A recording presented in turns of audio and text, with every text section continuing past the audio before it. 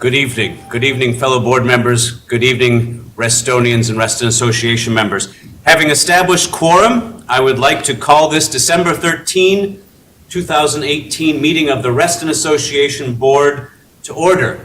So welcome, everybody. It is lovely to have everybody here in our December meeting, and those of you watching at home, hello. I have two opening comments as your president. The first one is I'm delighted to announce that, again, we announced a new CEO for the organization this past Tuesday. So as of January 2nd, 2019, Harry Phoebus Lynch, or Hank Lynch, becomes the new CEO of Reston Association. Before I talk any more about Hank Lynch, I turn to our acting CEO, Larry Butler, and I just want to say publicly, thank you so much, Larry, for guiding our ship through these months when we did not have a permanent CEO. You've done a masterful job. You've kept us on track. You've kept the stability here. And I publicly just, again, want to say thank you for doing that. You've done a wonderful job. So thank you, sir. You're welcome.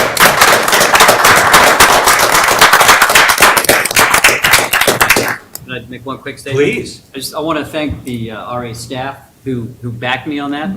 We had an interesting, I guess, about 8 months. It's been a lot of fun, a great learning experience, but a lot of the credit goes to the staff. Everybody chipped in to make it work. Well, Thank you. Well, we're excited to have start this new era for Reston Association with a new leader, and we are looking forward to Larry working closely with Hank as he comes in, as we learn from Hank and Hank learns from us. So thank you very much. And again, hopefully you've seen some of the announcements that came out in the press. Also on our website, the RA website, gives more detail about Hank's background and some of his vision. We believe we have a great match for the association. We reviewed over 300 resumes. The process at a high level was that the entire board reviewed resumes that came in. We reviewed over 300. There was a CEO search committee made up of Kathy Baum, John Mooney, and myself, who then triaged and did a first round interview kind of situation. And then any candidates that made it past the first round to the second round, the entire board was involved with a interview session of the second round.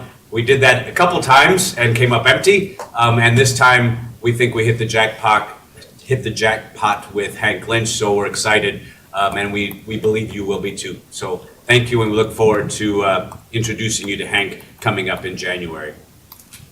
The other topic I want to just briefly chat about was the PRC density issue. We as a board sent Supervisor Hudgens a letter on November 28th, 2018,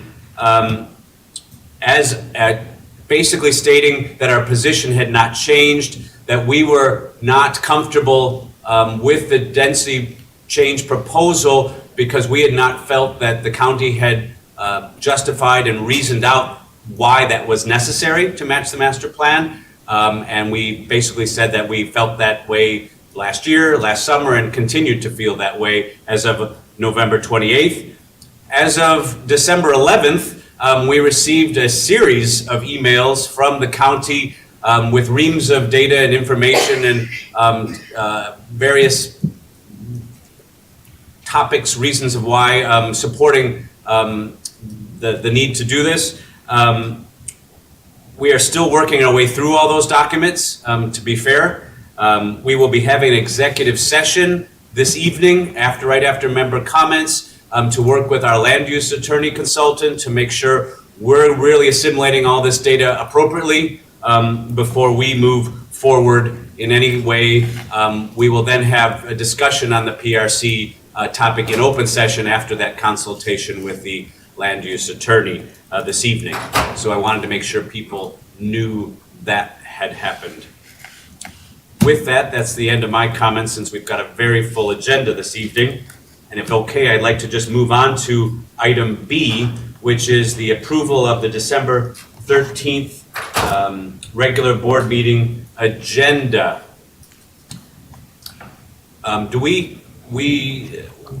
I move to amend the agenda and basically remove Board and Association Operations Resolution 5, Board Staff Relationship Discussion from today's agenda. Item K. Item K, yes, thank you. I'll second. Okay, so we've got a motion and a second to remove item K, Board Operations Resolution 5 from the agenda this evening. Do we have any discussion? Since I moved it, maybe I'll make an opening comment on Please. that. We are going to get a new CEO in the next month, and I think a lot of this relates to really the CEO's relationship with the board and between the board and senior officers, executives within Reston Association. So I think since we are going to revisit this, I think it makes sense to have that discussion after the CEO is on board. And that is why I'm proposing that we remove this from the agenda for this month. Any other comments? I know I have one. Are there any issues with postponing it? You're not postponing it, you're removing it. Removing it from the agenda, There's no issue. so we can bring it back up next month? If you wish. Okay. Well, yeah, and there is the issue of, although there will be a quorum, I believe, for this scheduled governance committee meeting on the 18th, not all of us are able to attend, so that would be another reason that I would vote in favor of removing it from this agenda. Okay.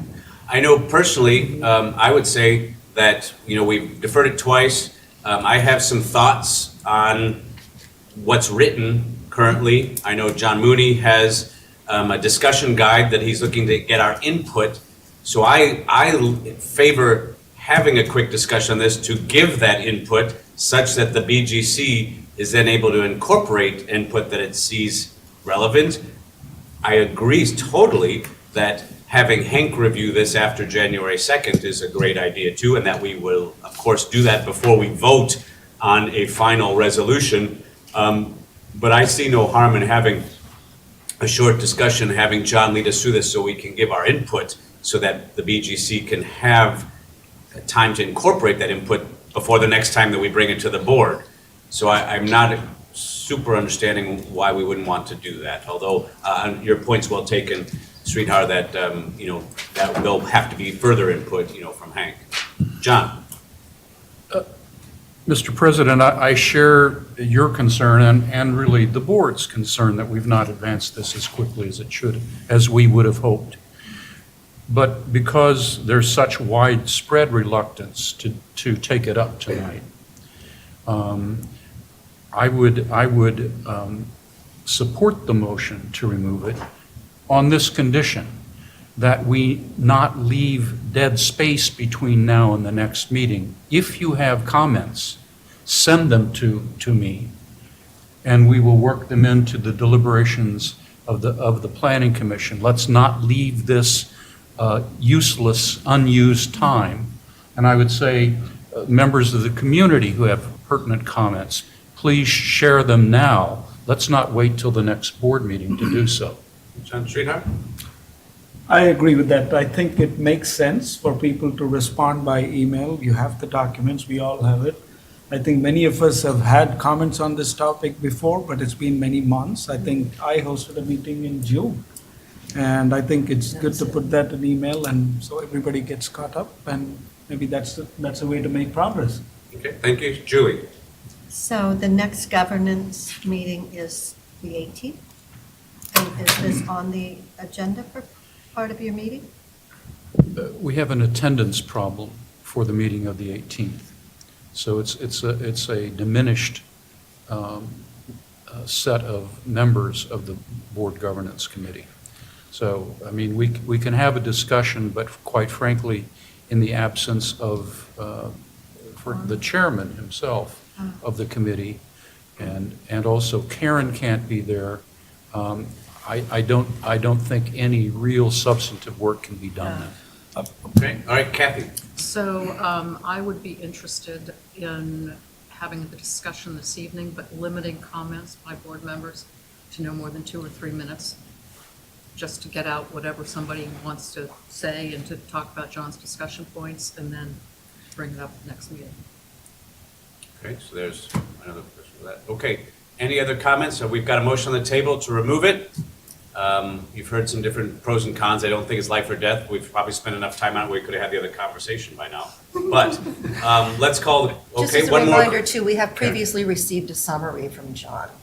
So that's something we can all refer to as we email comments and whatever. Sure, so it sounds like, there's this motion on the table is for us to move from the agenda, have everybody send email comments, which have been written down for use probably in our discussion for several months now, to John and the team, who's been drafting Sridhar, and otherwise, we could have a short discussion on it this evening, where we would all give about 2 minutes of our input, so that the next discussion already has that incorporated. John, last thing, and then we'll vote. A very useful way to give input would be to take the structured questions, which tried to analyze all of the issues, and simply do a red-lined comment on that. That because I think that lists the main questions we need to face, and if you structure your answers in that way, it will be much easier to digest them. Okay. All right, so I'm going to call the question. All those in favor of removing the item K from the agenda, and please say aye. Aye. All those opposed, please say nay. Nay. Ayes win. All right, it's gone.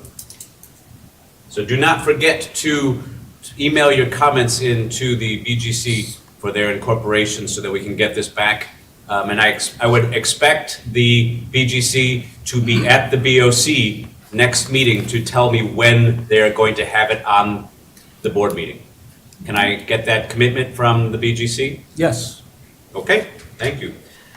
I also would like to do a motion on the calendar adjustment to remove item 1 from the consent calendar and move it to kind of like a B prime, so we can discuss the minutes, because there's an edit to the minutes that I want to put up there. So I want to pull it off the consent calendar, put it as a B prime approval of minutes, and then go to consent calendar. I move to add. What's that? Did you also B want prime? to add to the consent calendar that legal committee report? That's right. And we also have, so to remove item 1, to put it as a B prime so we can deal with the edit, and then and add an item 5, which is the approval of the legal committee report that Sridhar ran for us for the month of December, and that report was emailed out separately to our committee and was not put on the initial agenda. Yeah, it was. So basically adding an item 5, which says approval of legal committee report. So that'll be my motion, to remove item 1 and put it as a B prime, to just quickly do the edit and then approve it, and then add an item 5, which is approval of the legal committee report. Can I get a second to that? Second. Okay, Karen, second. Any comments on that? All those in favor, please say aye. Aye. Any opposed, please say nay. Hearing none, that's what we'll change the agenda for that. Thank you. Anything else with the agenda, Karen? No, just let me know when I need On to the minutes. amend the. Yeah, anything else on the agenda? All right, so can we move to pass the agenda as amended? So moved. Second? All right, all those in favor, please say aye. Aye. Any opposed, please say nay. Hearing none, we have an agenda, thank you. Now we're on to B prime, Okay. which is approval of the board minutes from November 15, 2018 regular board meeting. And Karen, do you want to take that? I'll take, yeah, is that the only one there is? The only one I saw. Yeah, there was, the minutes indicate that I abstained from the vote coming out of executive session pertaining to the role of CEO. I did not, I voted aye. I watched the video, I believe that's true. So I think that needs to be corrected, Larry. Please make note of that as well. All right, does anybody else have any, that's the only change I saw in the minutes. Does anybody else have anything? Then I'd ask someone to move to approve those minutes. So move. All right, do we have a Second. second? Okay, so John moved and Kathy seconded. All those in favor, please say aye. Aye. Any opposed, please say nay. I abstain And an because I abstention. wasn't there for part of the meeting. Okay, an abstention. So that motion passes. Thank you. So we've got A, B, and B prime. Now we're down to item C, the consent calendar, which now contains committee volunteer appointments that were read about, the 2019 Elections Committee calendar that Shalice updated for us, bringing the candidate forums before the ballots go out, the Elections and Referenda Resolutions 1, Elections Committee and Administration Operations, and Campaign Rules and Standards of Conduct amendments and changes to those resolutions, and now also including approval of the Legal Committee report. Does anyone I move to accept Second. consent. And so Julie moved and Sridhar seconded. Any comment? I have a question. Okay, a question. It was not entirely clear to me to which committee Nancy Malasek was being appointed, to the EAC or from the Parks and Rec? It was EAC. EAC, okay. Wasn't that on her application? She checked both boxes. Check those. Well, we went, EAC. yeah, Oh, the we only BOC we went. interviewed her for EAC. Yeah, thank you, Julie. With that, any other comment or question? I'd love to call the question then to approve the consent. Oh, we did that already, so I'll call the question. Any more comments? And I'll call the question. All those in favor of approving the consent calendar, please say aye. Aye. Any opposed, please say nay. All right, so that passes. Thank you all. And we are on to item D, member comments. Erwin, we'll get your comment next time sometime. All right. All right, we have several. So with that, I call the first member, the wonderful and talented Patty Lenz. Is Patty here? Oh, she's No. gonna, She's going to read Tammy's Patty's gonna- letter. Tammy's Oh, reading. You are Severe pretend- plastic surgery. Oh dear. Okay, yeah. Tammy Treen, 2503 Foxcroft Way. Patty asked me to read a brief statement. Okay. It's very brief. This is a notice that she sent to the Fairfax County Board of Supervisors, and she would like you to know about it. She would like the membership of the Reston Association especially to know about it. I am Patty lives at 1370 Wedgewood Manor. I am a 28-year Reston resident. I attended the 4 small group meetings on specific topics between Reston Association and various county officials. I spoke at South Lakes High School. I read the letters from RA and CPR, Coalition for a Planned Reston, sent to Supervisor Hudgens. What happened to all the words to commit to address issues presented by RA and CPR on density, transportation, and infrastructure, just part of the 23 open issues? To bring this zoning ordinance amendment to discussions December 4th, 2018, without the promised community engagement is so disrespectful to the residents of Reston and to nearby communities that will be affected, particularly for elected officials who are supposed to represent their communities and ignore their voice. I find this action reprehensible. As community leaders, you deserve respect, but it needs to be deserving. I suggest Supervisor Hudgens think about our actions, and all Fairfax County Board of Supervisor members reflect on your obligations to serve not just your respective areas, but to the commitment to the Fairfax County Comprehensive Plan as pertains to Area 3 Reston. That's her statement, and she received 2 very interesting responses. One from Chairman Bulova, and especially interesting from Jeff McKay, who will be taking over supposedly Bulova's chair spot after 2020. So Chairman McKay, or to-be Chairman McKay, was very sympathetic and responsive. And I think Patty's concern and message to us all is, do not be afraid to reach out to the individual supervisors. This is by no means a done deal or anything that there is solid 100% agreement of the supervisors. There's a lot of upset and unsurety about this issue. Thank you very much. Thank you, Tammy. Thank you for channeling your best Patty. All right, thank you. Next, we have Dennis Hayes. Hi, Dennis, if you could state your name and address. Are you speaking as a member or a RCA president? All So the that above. gets you 5 minutes. Okay. All right, so if you're speaking for RCA, you're a 5-minuter. Well, Okay. I always take the longer option, so. Okay. Dennis Hayes, 1398 Old Quincy Lane, Reston Citizens Association, CPR, also Reston Runners, the library board. Do I get extra minutes? for Yes, you get 20 No? minutes. Suck 'em up.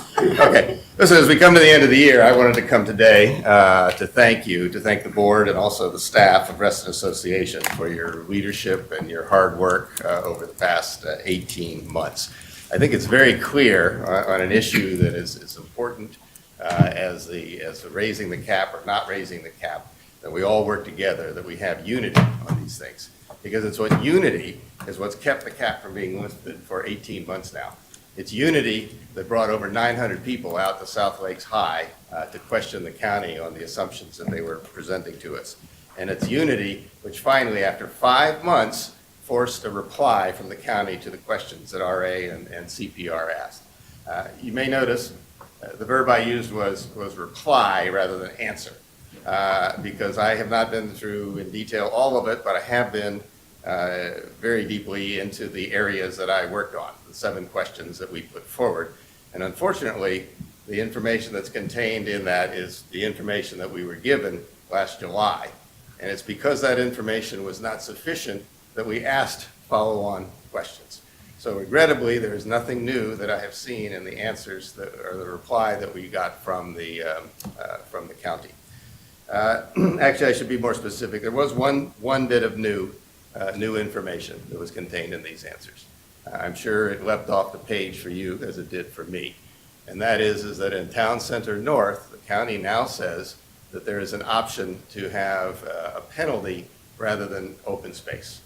So we're looking at, according to the county, almost 2 million square feet of retail and commercial, plus 3,200 residences, and the possibility that the open space will consist roughly of the dimensions of this podium here. It could be called an urban park, and I don't think we can do that. Now, so where are we? Unfortunately, we're in a situation where we were before. The county has not followed through on delivering the infrastructure that was promised in the master plan. They have not demonstrated that they have a knowledge or a methodology to determine how many people are in Reston and how many count in this group or in that group. They have not demonstrated a need to raise the cap. And this, by the way, is not just me. I know that several members of the Planning Commission have raised similar questions along the way. And more importantly, they have not shown any urgency to take this action at this time. So where does that leave us? Well, we're pushing into the year 2019. And that's going to be an important year for a number of reasons. One of which is that there will be elections, several elections. The most important of which, of course, will be for the supervisor of the Hunter Mill District. And I don't like to make predictions on elections because I'm usually wrong, but I can guarantee you that the density issue will be the issue that is put forward in determining who the next supervisor for Hunter Mill is. Secondly, 2019 marks the 5-year mark from phase 1 being signed and approved, which means under Virginia law, it's necessary to have a review of the master plan, a healthy process. Take a look, take a deep breath, and look and see what has and hasn't happened, and we can make adjustments accordingly. So based on these 2 actions, which are coming up next year, the prudent thing is to continue to do what we have done. Stay united, stay strong, and stop the county from taking precipitous actions which they cannot support. Thank you. Thank you, Dennis. All right, and happy holidays, everybody. Thank you, you too. All right, next on the docket is John Hanley. Hi, John. If you could state your name and your address. I will. I can't manage that. My name is John Hanley, and I live at 11243 Handlebar Road, 20191. I'm going to speak as an individual, and I don't want to speak long. I just want to thank the board for its strength in standing against Hudgens' what I call unsolicited, unplanned, and unreasonable intention to increase the population density. I won't go into details, but let's say she's trying to raise the density level to something that only a developer can love. She also has unilaterally moved off on her own to bring her plan forward, and basically this is a kind of diktat, and I think it is both undemocratic and also unacceptable, and I think that most people that I've spoken to agree. So please stand firm on this matter. The county must be made to answer legitimate questions from Restonians before any action can be considered, let alone taken. Thank you. Thank you, John. And Merry Christmas to you all. And I'd like to echo Dennis's gratitude to you all, because I know how many untold hours you spend doing work on behalf of Reston. I do appreciate that. Thank you, John. Appreciate you saying Thank you, so. John. All right, so Jim's going to make comment, but we're going to have Jim's comment at the appropriate time of the Capitol. So you're happy to stay? Okay. Yeah, no. So I'm passing over Jim Elder. We're going to come back to him because he wants to talk about a topic later.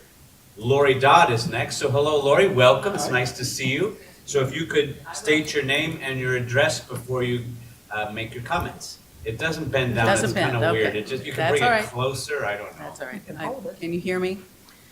My name's Lori Dodd, 12024 Lake Newport Road. I'm a 23-year resident here in Reston. Like all of you, I am disturbed that Kathy Hudgens has asked the Board of Supervisors to schedule hearings regarding an increase in density in Reston without following through on the promised continuation of the community engagement, without full responses to questions that have come from the community, and in fact made a suggestion before the Board of Supervisors that all the questions had either been answered or were not relevant, which frankly I find insulting as a member of the community organizations who have posed the questions.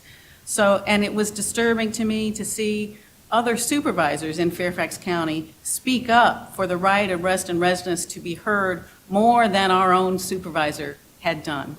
I am pleased that Reston Association has expressed its opposition to moving forward with this density increase. And I would urge Reston Association to continue to include other community organizations in all of those messages in a spirit of unity, including the Coalition for a Planned Reston.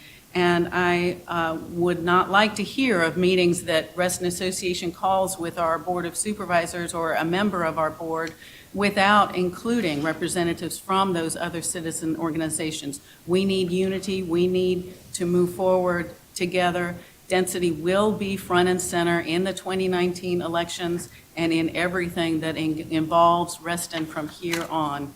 And I urge Reston Association to continue to be strong and to be a voice for Reston residents along with all the other community organizations that want our voices heard. Thank you. Thank you, Lori. So that's all that have signed up. I saw that Polo Fields just came in. I don't know if any more member comments at this stage? They're looking around as though it's someone else. So any other member comments who didn't sign up? All right.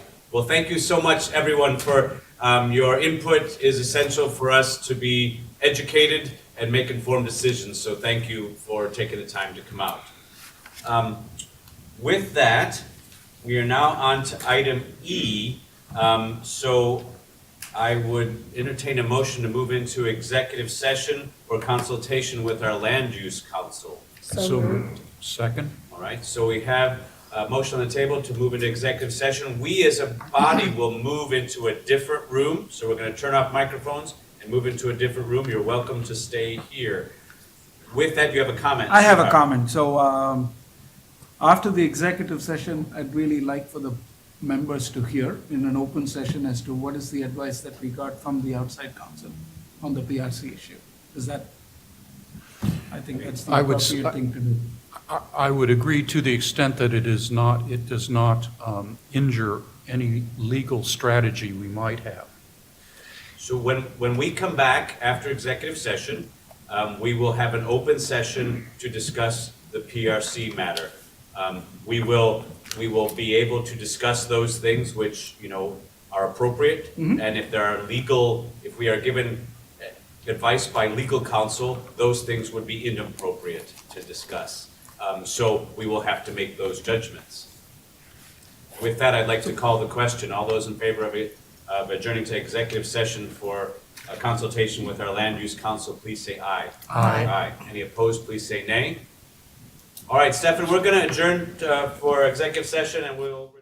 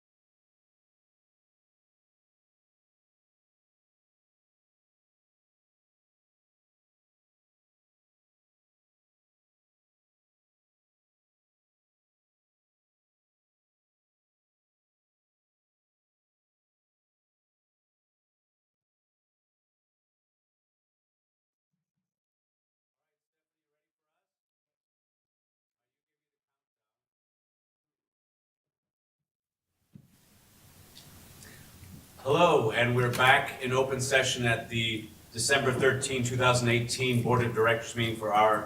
Thank you so much for everyone's patience. We did have a session, executive session with our land use attorney consultant.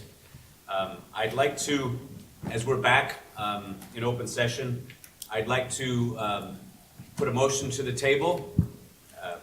Should we come out and do our... Oh, should we do a cleansing motion? Please, John, thank you. So I move that the Reston Association Board of Directors certifies to the best of each member's knowledge that only those matters appropriate for executive session of a personnel, contractual, or legal nature were heard, discussed, or considered by the board during executive session. Second. All right, all those in favor of the motion, please say aye. Aye. Any opposed, please say nay. All right, motion carries. Thank you. Coming out of executive session, I move to continue RA's position to oppose the PRC density change while RA continues to analyze the new info received from the county over the last 48 hours, and also to direct staff to organize a board work session on this topic prior to the Planning Commission's work session scheduled for January 10th. I second. Discussion. Sridhar. Good, thank you.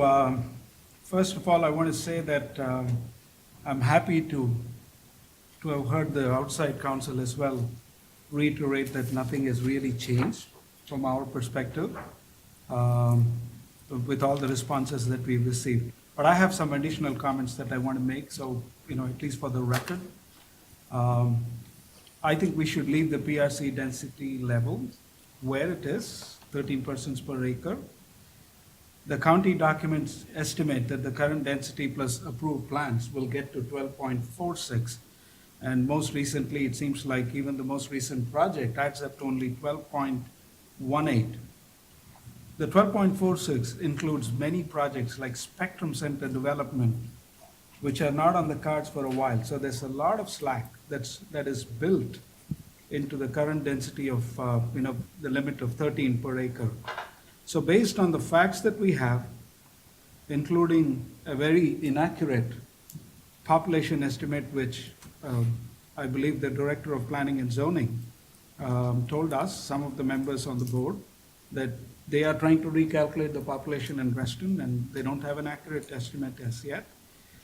So based upon the facts and the fact that we don't have an accurate estimate, I don't believe we have any need to change the PRC density immediately.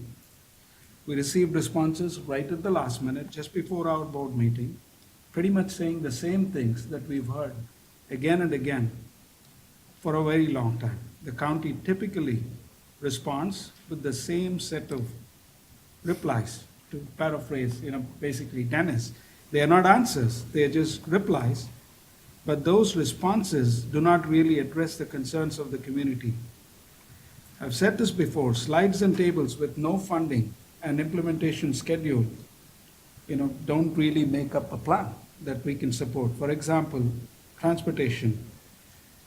We don't even have a schedule or a funding plan that addresses the problems that we have today, let alone, what we would have if we were to actually raise the density. Since the community does not support the proposed zoning amendment, and there does not seem to be any immediate need, RA should continue to oppose, and I'm glad we have a motion to that effect. RA, in partnership with CPR, I think should engage very strongly with the full Board of Supervisors, not just with Kathy Hudgens and Fred Selden and county staff. And we have to do that as often as we have to do this, between now and March 5th, to make sure that they understand where we come from, the facts that we don't have, the questions that we've asked, and differentiate between the replies, the responses that we get versus what we are really looking for, and how that is not responsive to what we are seeking. And I also think that we cannot keep going to the same people, and right now we have the supervisor and the county staff, and I think the best option, really, if we can work towards, is to convince the Board of Supervisors to defer this, the planning commission as well, so that, we should really, our goal should be to push this past the next election, so we are not dealing with the same people. We have a fresh pairs of eyes and ears that's going to look at this, and it's not the same people. Otherwise, we will keep getting the same jaded responses. And I think doing the same thing again and again is not going to produce a different result. And that's really what we should be pushing towards. Thank you, Sridhar. Thank you. Other comments? I John? have comments, but would they be preferable after the? No, let's, I mean, Okay. I think let's have discussion. Let's have one bite at this and we'll make a vote. I just want to make sure the community knows the timelines involved. So because the Board of Supervisors voted on December the 4th to advertise the PRC ordinance hearings before the Planning Commission, that by state code requires the Planning Commission to come up with a decision, yea or nay, within 100 days after the first Planning Commission after that referral, which happens to be March 15th. So the Planning Commission must make a decision by March 15th, or it is deemed approval by the Planning Commission. Secondly, I want everybody to know that the meetings announced on the Fairfax County website for the PRC is that January the 10th, 2019, at 7:30 p.m., there will be a Planning Commission workshop only for the planning commissioners, no opportunity for public input. But that will be held on the PRC ordinance. On January 23rd, at 7 o'clock, the Planning Commission has its public hearing on this ordinance amendment. And tentatively planned for March the 5th is for the Board of Supervisors to have its public hearing. And finally, I want to urge all our fellow Restonians to stay informed and stay engaged in these crucial issues. Reston Association, and I'm sure CPR, will be notifying the community about these meetings and about the positions we're going to be taking about these meetings. So please attend the county meetings to show your solidarity. And on a personal note, what do I have to say? I have to say that I'm a card-carrying member of CPR. Wear your yellow shirts. He's just trying to sell them. Any other comments? Okay, I guess I'll just close in that we have a concern that the wrong number on this PRC density will overwhelm the infrastructure prescribed in the Reston Master Plan. So it's important that we get the right number. And so we need to make sure that it's justified and understood by everyone before it is solid and final. So with that, I'd like to call the question of the motion on the table. Do you have last one, Julie? Clarification. You mentioned infrastructure, and I assume that also includes parks, recreation areas as well as? All infrastructure.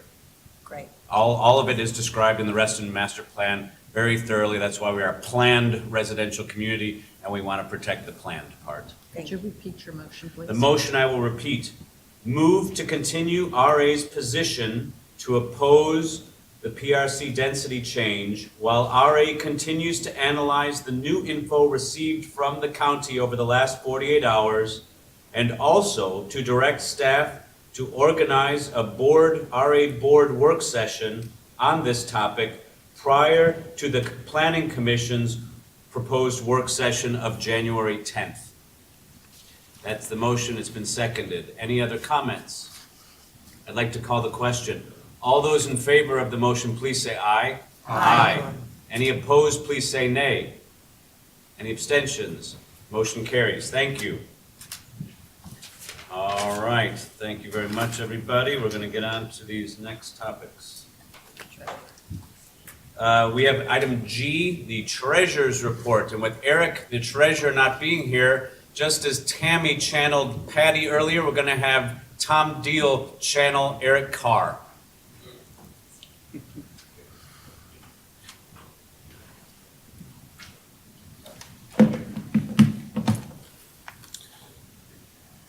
All right, the November year-to-date financial report, our year-to-date revenue was $17,579,312.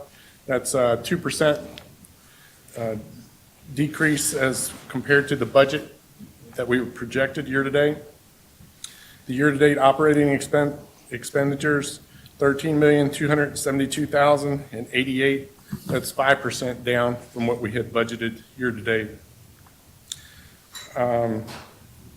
Cash balance as of November, $9,739,975. That's down 22% from the same period in November 2017.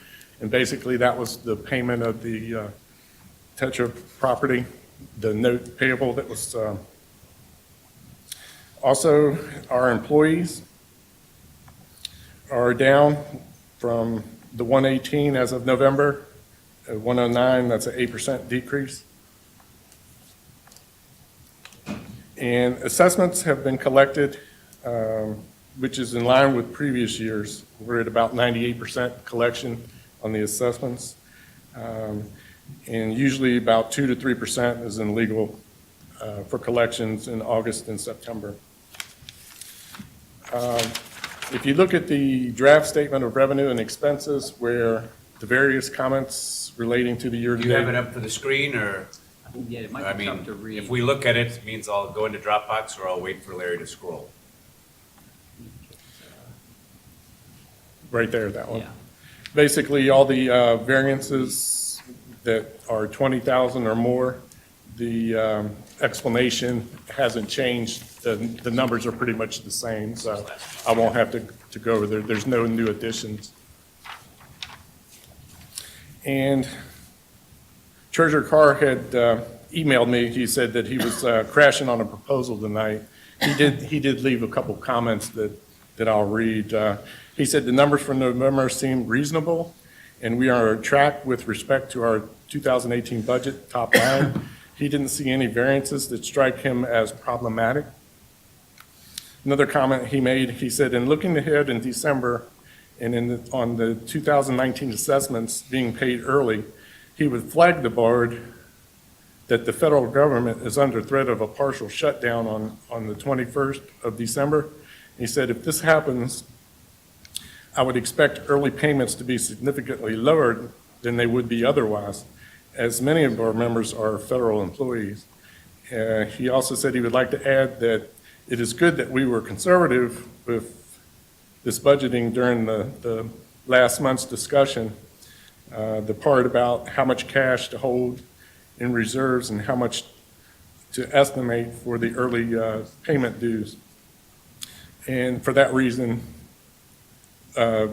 we were conservative for things just like that. So that was the two comments that he had made.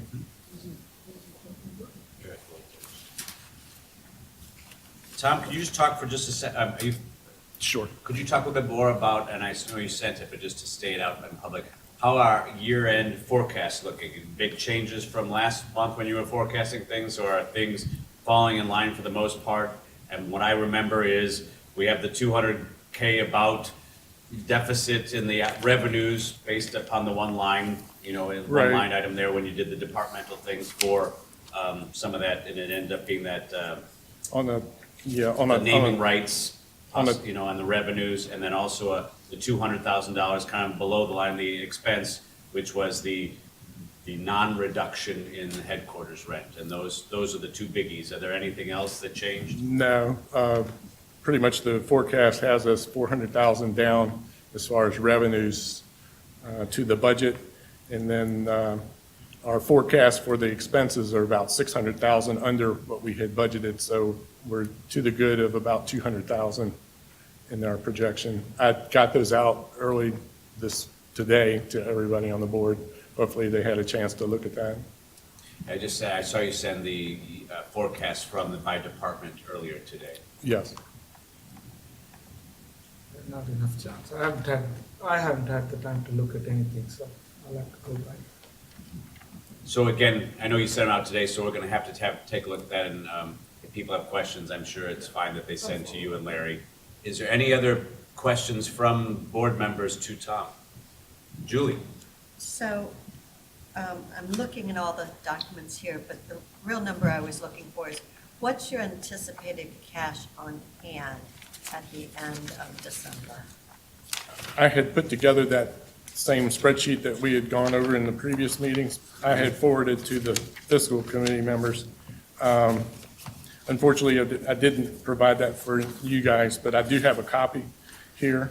And going through that same guideline where I do the cash on hand, which was 2.2 million as of November 30th on the balance sheet. Yeah. And then going through what our revenue would be and how much we've collected year to date, and how much in December we project that we would collect. On a normal basis. On a without the normal basis, government same thing shutdown? with the expenses. The bottom line on the projection is, I'm estimating that we would come up with about 2 million in cash as of December 31st. And that's with the conservative 1.19 collection in December for the 2009 assessment. And I do have numbers to date. We have collected $529,950 on the 2019 assessment already in December. That's good. Interesting. Wow. We just got the Just the assessment notice letter, just so went that's out. really good. Yeah. Let's see. The count of customer numbers is 431, but out of that, one apartment did pay already, so that, I mean, that's at least a 30% of the collection number that I just threw out. Okay. All right, Larry. I just want to make a comment. I want to thank Tom and the rest of the finance staff as well as communications. Everybody kind of pitched in to get all the assessment, all the collateral and working with the vendors and all that. And they had a target to get it out on December 7th, and that's when it went out. So thanks for spearheading that. Thank you, John.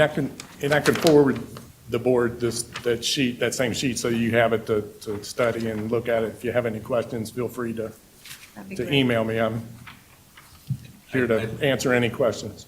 That would be great, Tom. I think that's important to do, because we've talked a lot about that in the last couple meetings, about why those numbers should be as they are, what the fiscal committee has recommended they should be.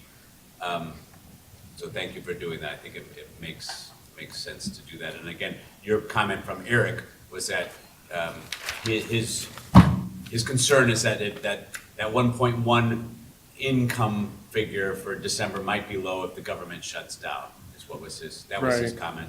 He Okay. was saying the part, how much cash to hold in reserves, and then how much we estimated for early dues payments. It was good that we had performed a conservative approach to this exercise. I think the fact that we've received the $500,000 already within a few days of sending out the assessment, I'm really not worried about the cash situation for RA. I think we're in a good place. Thanks, Tom. Yeah. Any other questions for Tom or Larry on this? Hearing none, thank you so much, Tom. Appreciate you getting out all the information, and thank you for sending that other sheet. Okay. Thanks. All right. We'll move on to item H, and that's Larry Butler, talk about staff training and development, a follow-up from November 15 board meeting.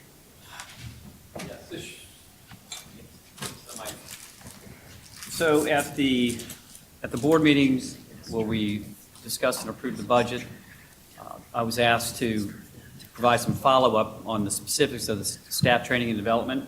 So I've got a very short presentation, which was in your packet as well, but I just want to go through that, highlight a couple things. First and foremost, I need to give you kind of a brief explanation of the very diverse skill set that we have here at RA. We're not a software firm where everybody's a programmer or an integrator.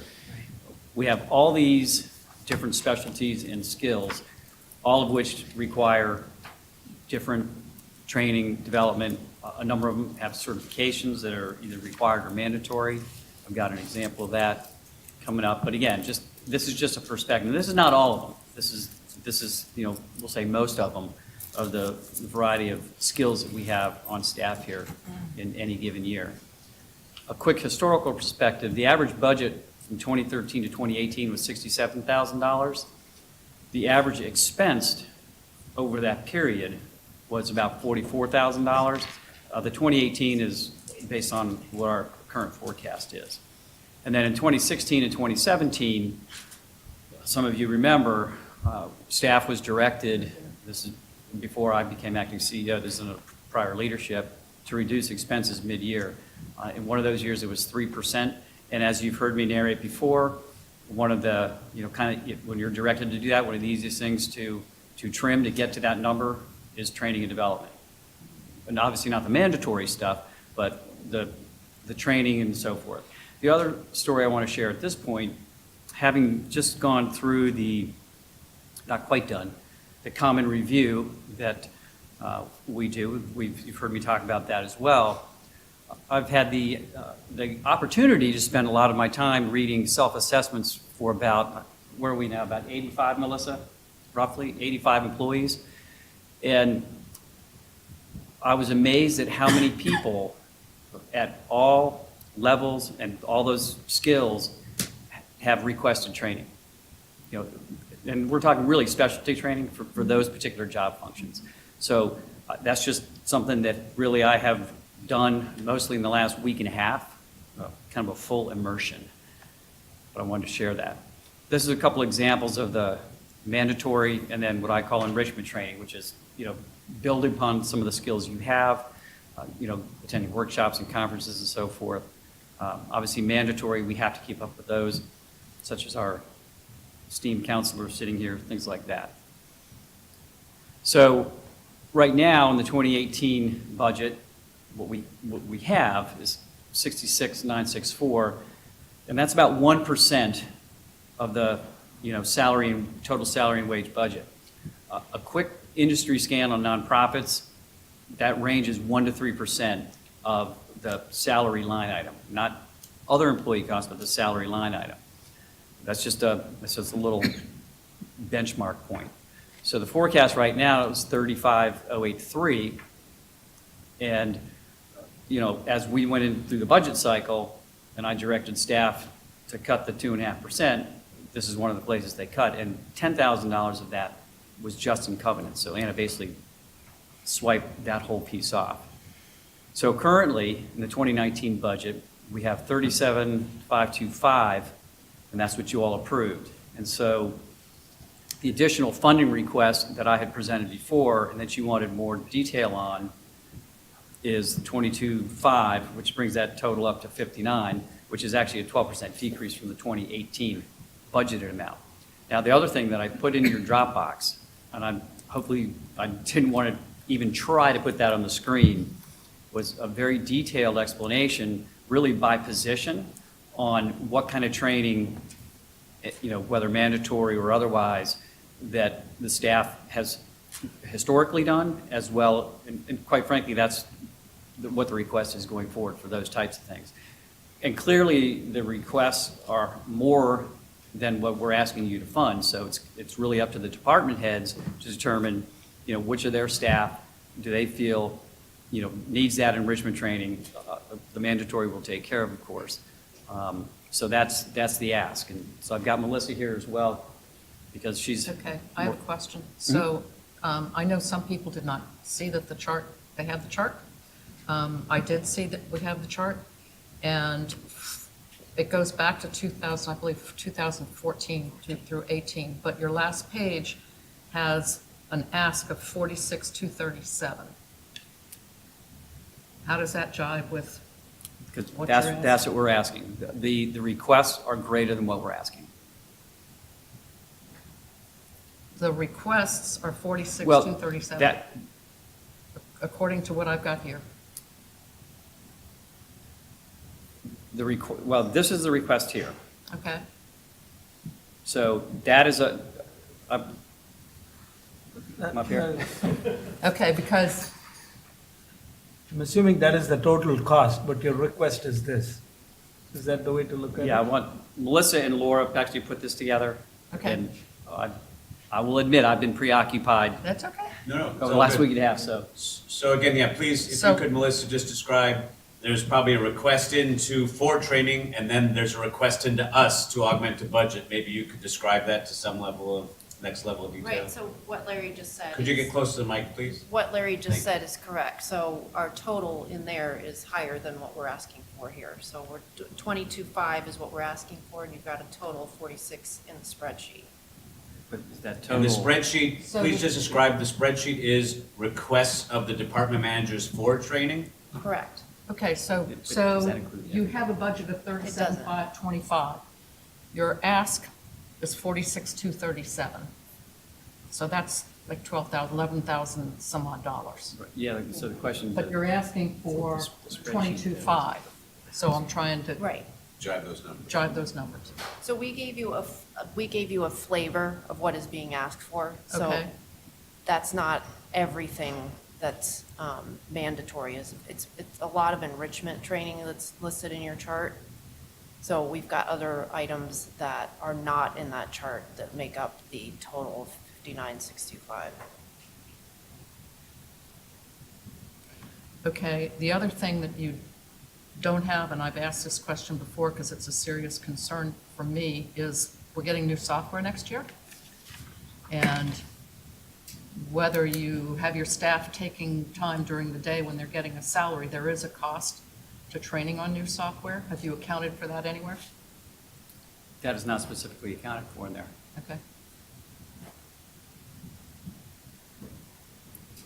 So let me make sure I understand the answer you gave to Kathy. So in this chart, there's $46,000 worth of training requested by department heads. In our 2019 budget that was passed, there's a line item for $37,000, I'm rounding. And now you're asking for 22.5 more. Obviously, 22.5 plus 37 is higher than 46, and you're saying that is so because there are things not listed on here. That's correct. And that would, okay. Well, the software training would be one. One I of mean, them. probably we would account for it in salary, but when you're spending 3 days in training, that's a loss of productivity for doing other things. So I don't know how you account for that, but. So is any of this training mandatory training in 2019? We do. That is going to be funded out of that additional $22,000 that you're asking? Some of it will be, yeah. It's indicated on that, what's in your Dropbox. Yeah, my question is, why would that not have been a concern that mandatory? Last year. So we had last year, this, I want to see where we can find the money instead of, and I know we don't have a motion on the table as yet. But last year we had like 58,000 still in the 2018 budget remaining from the money that was set aside for performance-based bonuses or whatever we want to call it, compensation, right? So that was still remaining. Where is that money? And That's the we're putting together for the fiscal committee action. So that, most of that has been in, I will say, part of that is my stipend. And there have been some other bonus and market adjustments. so you already used the money. Pardon? You used the money for market rate adjustment. Some of it. Even though we agreed on a budget for 2018, October of last year. Correct. So those adjustments were supposed to be, not adjustments, bonus payments, were supposed to be for 2018 performance, but you've already gone ahead and done that. So the second question I have is the 2.3% that you asked for. Is that for 2018 performance or increases in 2019 salaries? Correct. So you basically are getting that twice now. That money was set aside in 2017 for allocation at the end of 2018 based upon performance. I'm confused. There's a 2019 budget we passed that had a bucket for merit increases. Obviously, that can't be spent in 2018 because it's a 2019 budget. No, those adjustments are being made as of January 1, 2019. Right. See, Well, that's but my it's 2019. 2019, yeah. No, but it is. So that is the 2019 budget. What we allocated last year, 100,000, all of which has been used up, was supposed to be based upon 2018 performance, which would really be a bonus payment at the end of 2018 or salary adjustments if those were a part of it. So basically, you're getting it twice now from what was intended. So I'm lost. Can you either corroborate or say no, that Sridhar's saying that there were 2 merit adjustments given this year? No individual is given 2 merit adjustments in 1 year. The 100,000 was intended for use at the end of 2018. What was set aside at the end of 2017, not for making adjustments during 2018. And now you basically come back to the board and we approved in the budget for adjustments for beginning of 2019, which is really, the intention was that the 100,000 would be used to make adjustments or pay cash bonuses for performance during 2018, not to be used up in 2018. But part of that money was for Larry and I assume Robert Wood, correct? Robert Wood didn't get anything. He did not get any, he didn't ask for it, nor did we give him any But adjustments. if you do your So- performance And reviews BG at as the well. end of the year, you generally don't receive them as an employee until January. So this money was set aside for that. So they used it. They Right? should, it should have been used They for used 2019, not The for money we 2018. allocated in If 2018, it's they 20, used if it it's to pay. 2018 funds, we don't use it in 2019. We made the adjustments all the way up to end of 2017 in October. So that was done. That was the whole point of bringing everybody up to a calendar-based review. Was So that we before made those Larry? adjustments as of January. Okay, so let's So- find the money instead of this would be my push, because we really have to find the money within the 7.8 million. So not unlike what the review period we're going through, and I'm sure Kate narrated this last year, is we started the common review last year. And so the dollars that were allocated in 2018 were applied, basically, for those people that were reviewed at the end of 2017, and that went in January of 2018. That is not correct. Sherry is unfortunately not here. She had a lot of these discussions with Kate, so there is definitely a. Well, discussion. it was before Larry, Yeah. so there's, So Melissa, you've been understand. here through the time, did we change somehow the timing of things? Obviously, there's always this where 2018, we approved a 2019 budget, and 2019 people's salaries are being changed based upon merit. Did at some point in 2017, did that happen, Sridhar and Melissa, that in 2017 you did a 2018 budget and the same type of thing happened? It's somewhere we go off kilter so that in 1 year there were 2 rounds of merit increases? I find that hard to believe, but if that's what I'm hearing. No, there was about half of that, and my understanding from previous discussions was that the money allocated in that merit allowance line, we had market adjustments that needed to happen in January of 2018. So about 42,000 of that went to those market adjustments. That is not accurate. We caught everybody up to the end of 2017. I have the spreadsheet right here. We caught everybody up to 2017. We brought everyone up from a performance review perspective all the way up to end of 2017, so Okay. that we don't have to make any more adjustments. but that's water under the bridge, and if there are merit increases in 2009. Second, okay. Can I state that the motion itself is wrong? I mean, I'm seeing a pattern over here that, the staff leads requested what comes to be additional 12,000, but 22,000 is asked for. Last time we had a meeting where we talked about how the healthcare contributions should have moved from 10 to 15, 15 to 20. That never happened.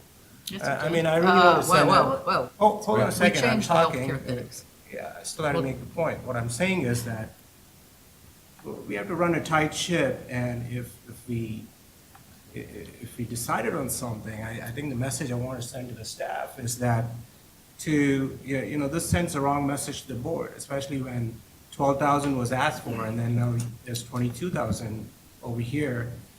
And you're saying that, that could be along the lines of the same request. I'm trying to understand where you're coming from, but at the same time, when it's an additional funding request, especially considering that from the first draft, about $250,000 was cut down, Then the staff came back and asked for another $17,000. The board, board passed it, and now there's again a request for 22,000. So, that's walking back from a lot of what was given back. So, some of this is a little troubling to me, what I'm seeing in terms of the Thank you. trend of asking monies over here. Thank you, Ben. Counsel. I just need a clarification for the motion. I believe staff's request was for 22,500. I heard the motion was for 22,000. Was Director Bitzer? I thought I read exactly what it says on page 70, whatever. page it is. 78, it says, move to approve the use of 22.5. That's what mine says, So that 22.5. I believe she read 22.5, she just, you were trying to make this motion Right. of 22.5, so maybe we just all misheard a little bit. But it should be the motion on there, one as written. Clarification. Thank you. Are there other comments? Ben, you had yours, anybody else? I Okay. want to go back to the comments that I made. I think the staff should find it from the existing budget without asking for more money. So I'm going to vote no, because I would like to work with the CEO as part of the overall compensation, and what do we need to do for employees, improvement, service our customers better, our members better. So I'm going to vote no. Ben, one more, last bite at the apple. I'm actually going to take this a step further and say it'll be, it could actually be fiscally not sound for the board to pass that amount, which is an unsubstantiated amount, the way I look at it, because the staff leads did not ask for 22,500. This is just like, if at all, the motion should have been 12,500. It shouldn't have been 22,500. So I'm finding it hard that we are even considering a motion on an amount that's not substantiated. And I could have put down any number over there, and at this point, it's an emotional stance to say, okay, it's funding request for additional training, so we have to approve it. I think we really have to put a check on how we are thinking over here. That's all. Thank you, Ben. Anybody else? Julie? I'm really getting confused here. So tell me again what the 46,237 is. Is that not what you have projected as desirable training? That is not the full suite. It's not the full amount of what you felt you needed in training. Correct. And I have no idea, we don't have a CFO, we don't have the new CEO hasn't started. I have no idea, and, and to Ben and Kathy's point, what his ideas are, what training he may want, if any. Any other comments? I'm All right, just- Julie, one more, and then over to Karen. Okay, so I just want to state, I'm absolutely in favor of making sure we get training commensurate with what is an industry standard. I think it's very important for our people to be adequately trained. But I agree with Kathy that I would like to see it as part of a comprehensive look at our staffing, and there may be changes in where people's work is directed. So I would like to see this deferred, as Ben said, until next year. Karen? I agree. I think this is really important to make sure our people are trained. I'm just a little bothered right now by the discrepancy between the ask, which would result in the total of $60,000, and this $46,000 number. I would like to see additional information on that, filling in the discrepancy there. Thank you, Karen. Anybody else? Mr. President, All right. I would, if it's proper in a parliamentary way, I'd like to withdraw my second for the motion. Can I do that? I mean, wherever we have a motion on the table, can we just vote on it Sure. at this stage? You can Are you happy with that? We'll just vote That's on it fine. at that stage. I'd like, in line, I'll make a comment too. In line, I am especially in light of the attrition we've seen this year, I think it's so important that professional development and training be a piece of this puzzle, and we need to endorse it, we need to support it. And so, and for those reasons, I'm a big pro of this. At the same time, the numbers don't tick and tie. And when you bring forth numbers to this board that don't tick and tie, we're gonna ask questions to death of you. And so you're not ready for prime time. And so in my view, you're not ready for prime time. And I also agree with what Hank, to let Hank weigh in on some of this stuff, you know, in the future. Council, May I make a recommendation? please. Rather than kill it. Can I motion withdraw to my motion? You could withdraw your motion, or you could defer this to a time definite, March, for instance, or February. That'll give Hank at least a month, 2 months to get in, get his hands around what's going on and participate with this, and we'll give staff time to further run down the numbers that this board needs. Such a motion would need to be seconded and then voted on, but it would be a secondary motion which would preserve the status quo as we are right now and allow the board to get those answers. I would like to withdraw my motion. All right. And is the seconder I withdrawing? withdraw myself. He had All right. already done So we have no motion on the table. Okay, good. So can we direct staff? So, yeah, so we need to now come up with a new motion if we so desire about this deferral.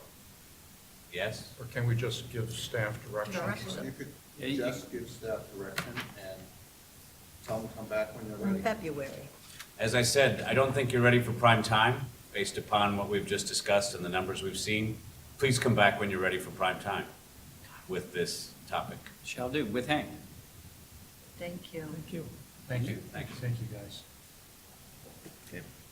All right, item I, capital projects update.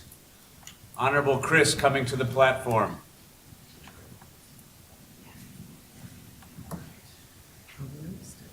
Good evening, everybody. Good evening. Bear with me for a second.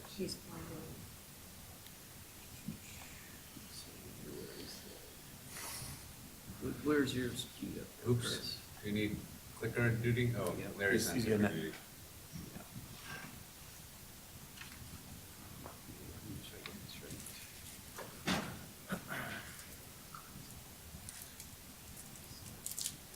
What's that?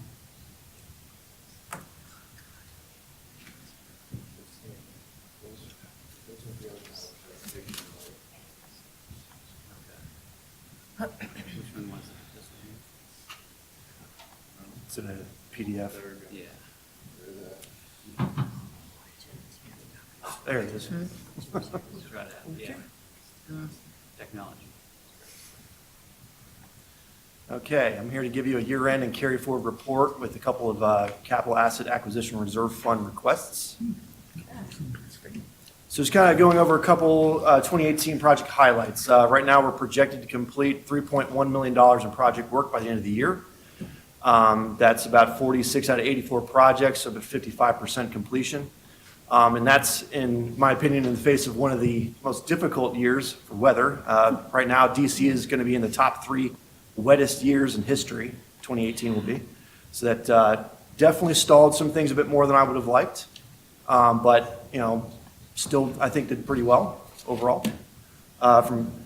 Question. So when you say 55%, were you supposed to complete 84 projects completely? Or That's is it- always the goal, is to get everything done in the year that it's, you know. Okay, so scheduled. this does not include the carryover? It does carry, yeah, so it's all the carry forwards that we had, as well as all the scheduled 18 projects. That's So this- everything. All these were scheduled to be finished? $5.7 million worth of projects. So all of these are funded projects? Yeah.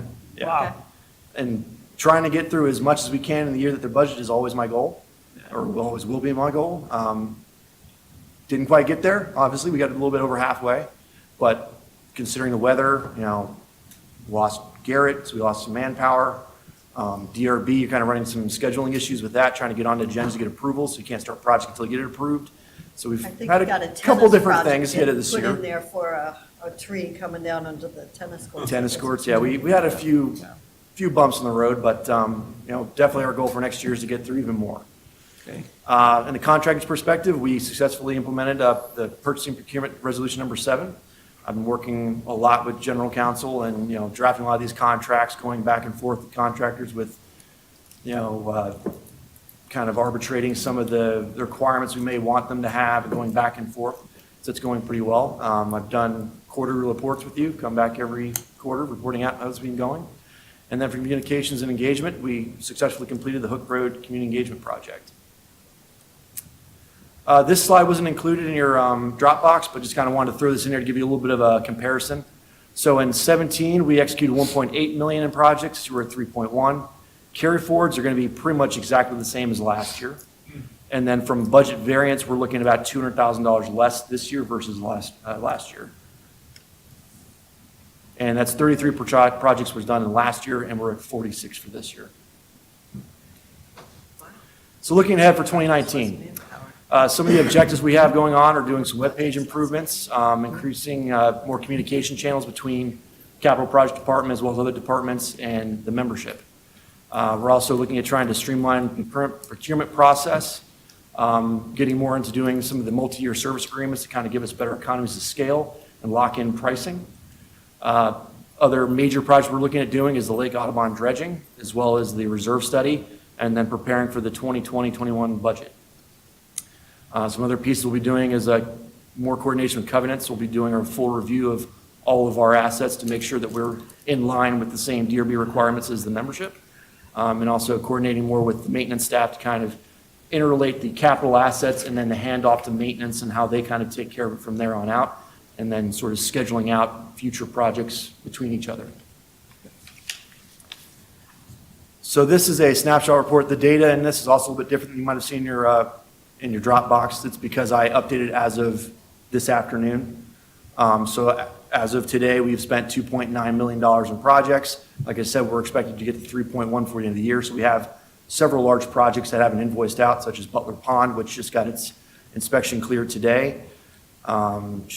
CSF project has been fully closed out, that invoice. I'm not sure if that one hit just yet in this calculation. And a couple other ones as well. So all those combined, we're looking at about 3.1 spent. With that, we are projecting a carry forward of $2.2 million. It's a moving target between now and next year. So we actually audit the books out. We'll know exactly how much we are officially carrying forward. Sometimes invoices tend to linger in after the new year, but we try our best to get everything collected. But sometimes contractors have a bad habit of not wanting to get paid on time, so they send us stuff late. Right now, we're projected to return about $325,000 back to RRF as unencumbered.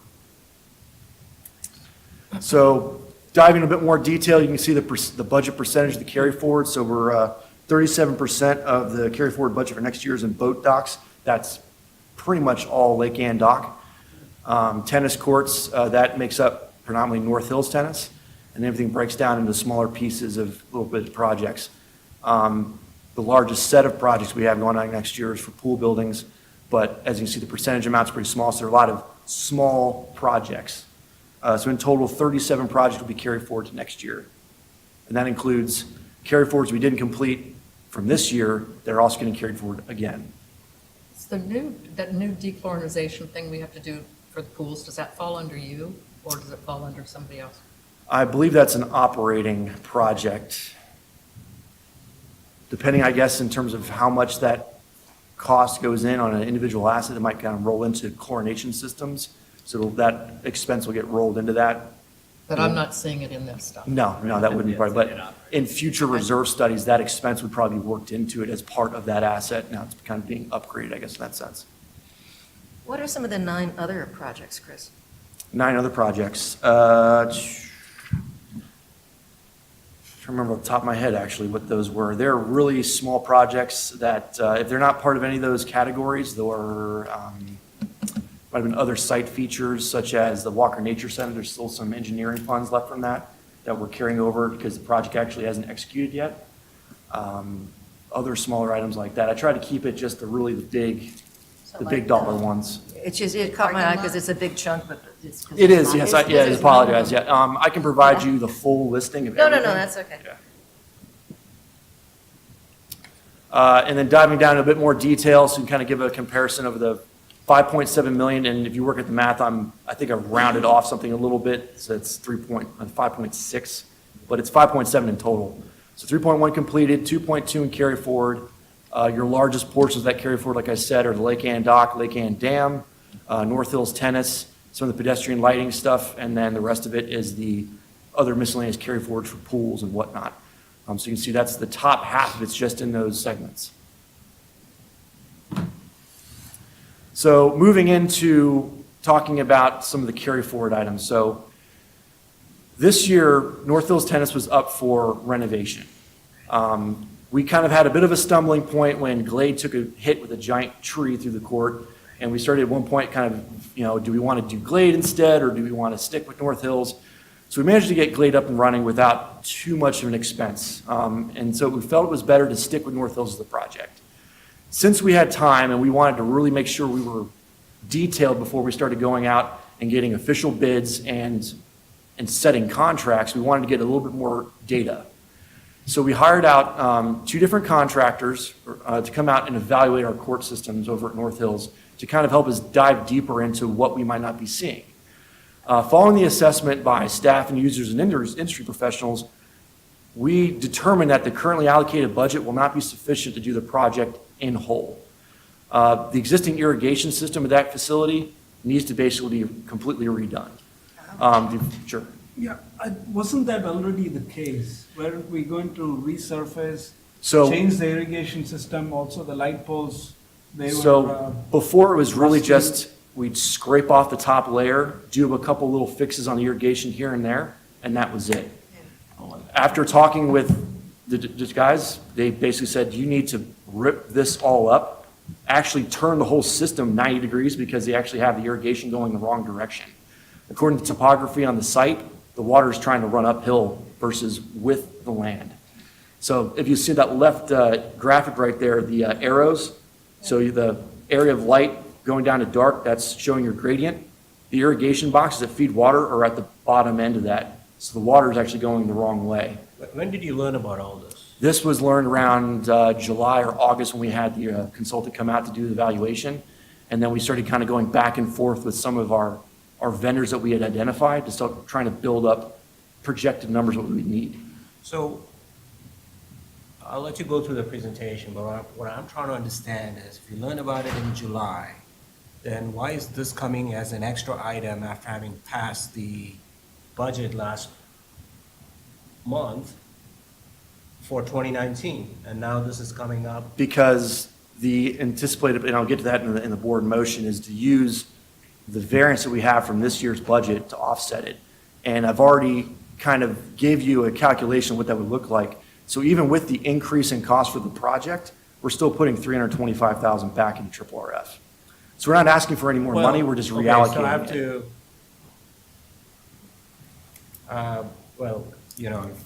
if the 325,000 that you're putting back, we would not have had to charge 325,000 extra dollars to the membership if we had known this back a month ago, right? We would not have had to, Coming out we of would have SEP? offset our RRF by $325,000. we could have reduced the RRF by 300. the assessment to that extent. We could have And reduced lowered the assessment. Basically, the triple RF So allocation. basically, $325,000 was left out from 2018. If we had known that 4 weeks ago, we could have reduced our assessment by $325,000. That's about $14. Just because that money is left over doesn't allow us to use up that money for these projects that we're not slated for, because that is now like saying, you're actually charging, if you added these 2 projects, it's $150,000. You're actually charging $6 or $7 on top of the $692 or $93 that you already set up your assessment for 2019.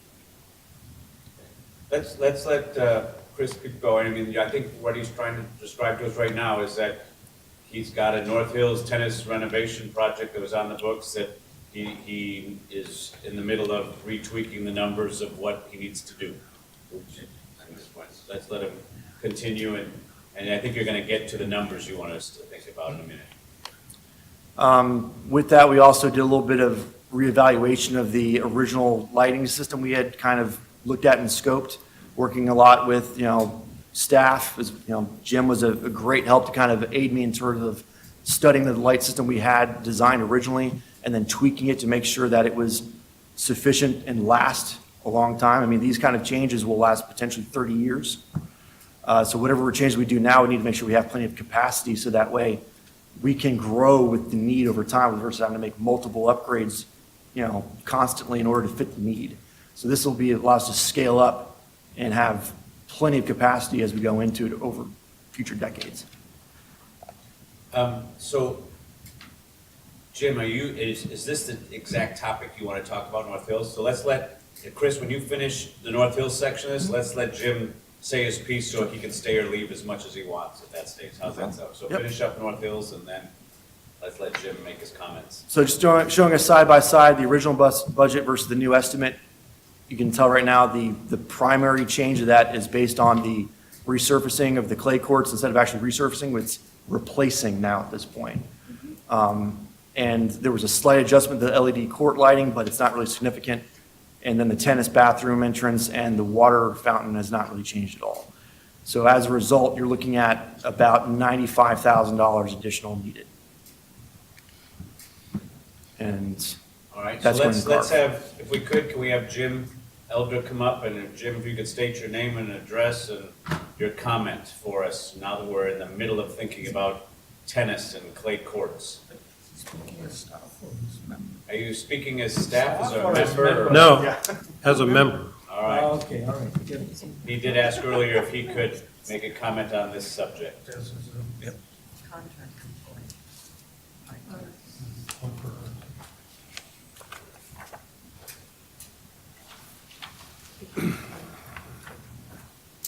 All right, good evening, everyone.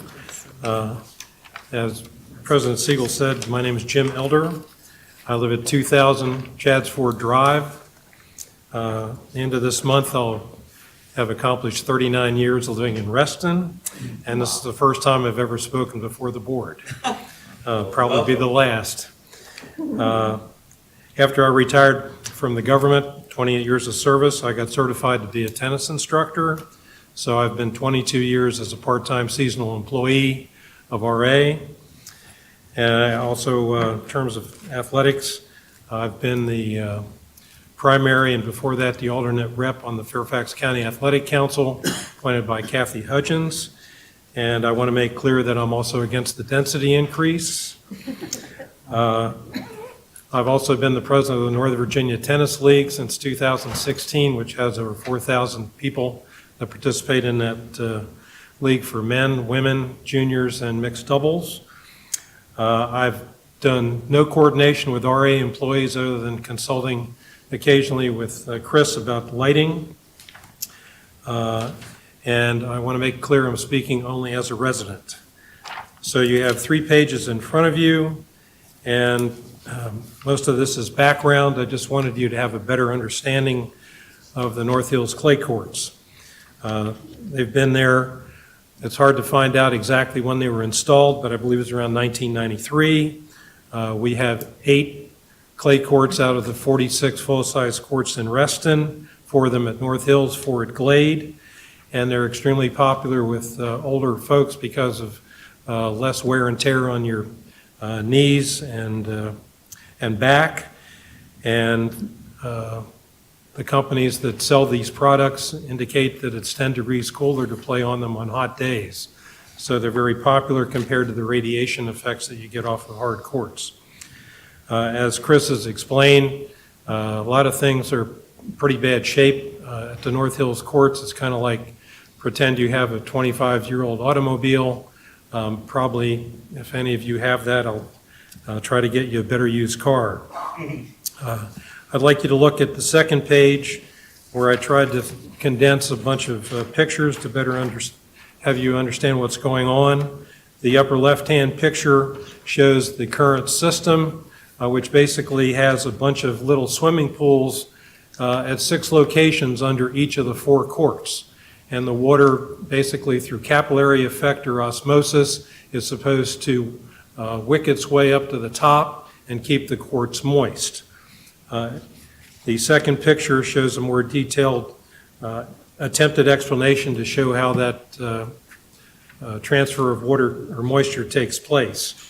The picture on the middle left shows an example of Court 2, what happens when you don't have enough moisture in the court and the courts get gray and become very slippery in terms of your footing. The picture in the middle is exposed pipes that are between Court 3 and Court 4, which are a hazard, which is Chris made mention of. The courts are sloped in the wrong direction. There's been a lot of erosion, and some parts of the courts are hazardous. The right middle picture is what had to be done to keep that court that was so dry looking on the left to have enough moisture in them to keep them, the footing, less than dangerous. So all during the season, last year and this year, you've had excess water running off because some of the pipes underground appear to be either cracked or filled in with vegetation or whatever, so they've had to kind of overwater the feeding boxes that are 6 boxes per court. And you can adjust the levels manually in those boxes to try to get more water projected further on the court. The bottom left picture didn't come out so clearly, but if you look very closely, the tops of the late poles are extremely rusted, and I think those are somewhat hazardous. The bottom right picture is more obvious. Picture I took yesterday of how the fencing is more or less falling apart. There's a lot of bows in the fencing. That's one of the lower cost items in terms of the renovation. And we're going to have you wrap up here quickly. Sure, okay. The lighting, Chris has made mention of. My son and I did a voluntary light study in October 2016, which I have here, and North Hills came out second worst in terms of the primary playing area. It came out worst of the 6 lighted facilities in terms of the center average, if you go from the middle of one baseline to the middle of the other baseline. There's some data in here about lighting, measurements, lux, and foot candles, and about seniors needing better lighting, like myself, to see the balls at night. LED seems like the way to go. The 2014 reserve study, I think, missed the ball substantially in terms of how much it would cost to replace all these things. And as Chris said, it's not just a minor resurfacing. The consultants that RA brought in that I was not involved in, just what I've been told, basically the place has to be dug up. If you look at the third page of the handout, I did some comparative financial data in terms of the things that are most popular for amenities in Reston, pathways, pools, and tennis courts. And I thought it was fair to put in the operating costs for pathways and well, not for bridges, but to show you what the comparative numbers are in terms of how much money RA has spent over the years. Lastly, October a year ago, there was the petition signed by 226 tennis players, and North Hills was the #1 recommendation in terms of what needed to be addressed. With that, I'd be happy to answer any questions at your pleasure. Thank you. Thank you very much, Jim. Thanks, Jim. Thank you, Thanks Jim. for the background. Okay. All right. Chris? So I'm moving, I'm right now going on to CARF, so if you have any more discussion on North Hills, I'm happy to talk further if you'd like. Does anyone here have any questions on, or Chris or Jim, on North Hills? Let's keep going then. All right, so CARF requests, so Capital Asset Acquisition Reserve Fund requests. Traditionally, we have done these in the December time period of the budget season. So the following items have been requested to be funded. We're looking at a small equipment lift. Currently, our mechanics use floor jacks and jack stands that are actually meant for vehicles, not tractors or lawnmowers. So in many cases, it puts them in a very precarious position in order to work on these pieces of equipment. So we're requesting to get them a specialized small equipment lift that would put them in a far more ergonomic position and safe position to work on a lot of this equipment. Another piece is the deep tine aerator. This would substitute what's currently the power seeder in our reserve study.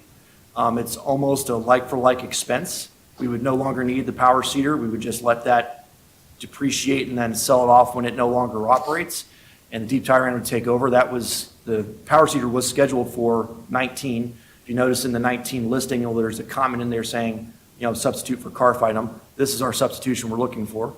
It would help improve the quality of the fields and require fewer staff resources to maintain them by having this. The final one we're looking for is the pool winterization covers at Ridge Heights and Shadowwood. These two facilities have had their plaster replacement cycles cut in half, purely because of tree debris and other items that get into the pool during the off-season. This stains the white coat, and if the white coat's stained beyond repair, you have to replace it. And as you know, it can be very expensive. I think Ridge Heights is like $46,000 to white coat it. The cover will also help increase safety, prevent animals or whomever might get inside the pool facility from falling in and getting trapped. And this is actually a very common practice for commercial pool facilities. This is from a very strong suggestion from Nate Wheeler, who is our facility supervisor for aquatics. Coming from his background, he was kind of surprised we don't have pool covers. So being that these are two of our most heavily wooded facilities, are the ones we want to start off first with putting in covers. We may evaluate putting on covers at other facilities over time. But for right now, these are our two biggest concerned facilities for needing covers. So with that, I have a couple proposed motions. One is for the reallocation of money for the North Hills Tennis renovation project and authorization to fund the CARF items. Specific cost details for the CARF items are available in your Dropbox. Thank you very much. Are there any questions for Chris on the presentation? Hearing none, we have two motions proposed. Kathy? I'll move to authorize staff to use $95,500 of unused 2018 RRF capital funds for the North Hills Tennis renovation project, and to authorize $52,300 from CARF capital funds for the following projects: small equipment lift, deep tine aerator, and Ridge Heights and Shadowwood pool winterization covers. Thank you. Do we have a second? Second. Okay, we have multiple seconds. We'll call Karen on that one. That'd be nice. She's All a right. tennis player. Oh, there you go. So, Maybe you should recuse yourself. all right, so we've got a motion on the table in a second. Do we have any discussion on this? Ben? So I would like to request my fellow board members to keep an open mind and ask questions and to understand this issue. I say this respectfully because not to have this as an emotional stance, but to understand the numbers and understand what is going on over here. We passed a budget last month for 2019. We talked about how it was important to have $3.1 million set aside for our reserve funds. We talked about the $325,000 that has now surfaced as excess funds. If we had known of that, maybe we could have offset our assessment by that amount. We are having staff come up here and, we just saw a request for $22,000 some time ago. Now we're having a request for $150,000. Should we just send out the message that whenever you need any money, just come and ask us? Because we passed the budget last month for 2019, and as per that, we have set the assessment at $693. By passing this motion, you have just tagged on another $6 or $7 to that assessment. And you basically send the message that don't worry about the budget. If you ever need any monies, especially if there is some left over, because we will authorize monies anytime you want us to. I mean, that's not how I've seen the basic tenets of any budget setting process. Now, if you think that this is required, if this project is indeed required, these two projects, then that's a separate discussion, and then perhaps we could include that, but something else got to give. We just passed the budget and we passed our list of projects in ARF and CARF last month. We are sending the wrong message, and we are not being fiscally, I would go as far as to extend as saying we're not being fiscally responsible by setting a budget and sticking to the budget, by allowing the budget, basically, we have said, come and ask us for monies anytime by doing this. So I'm going to respond to a couple of those things. I mean, in terms of CARF, we as a board are responsible for filling that CARF fund whenever we feel it is needed to, new projects are needed. So we have to find money for that. We find money for it by moving stuff from the RRF. We do whatever we need to do. But those type of projects come anytime. It's really, in my mind, we didn't do anything in the budgeting cycle for CARF. We certainly moved some money into the triple RF, but we didn't do anything for CARF. So I think it's very usual for RA staff to come to us to say, we need new projects, we need new capital. And so I think that is different, and that comes out of the budget cycle in my mind.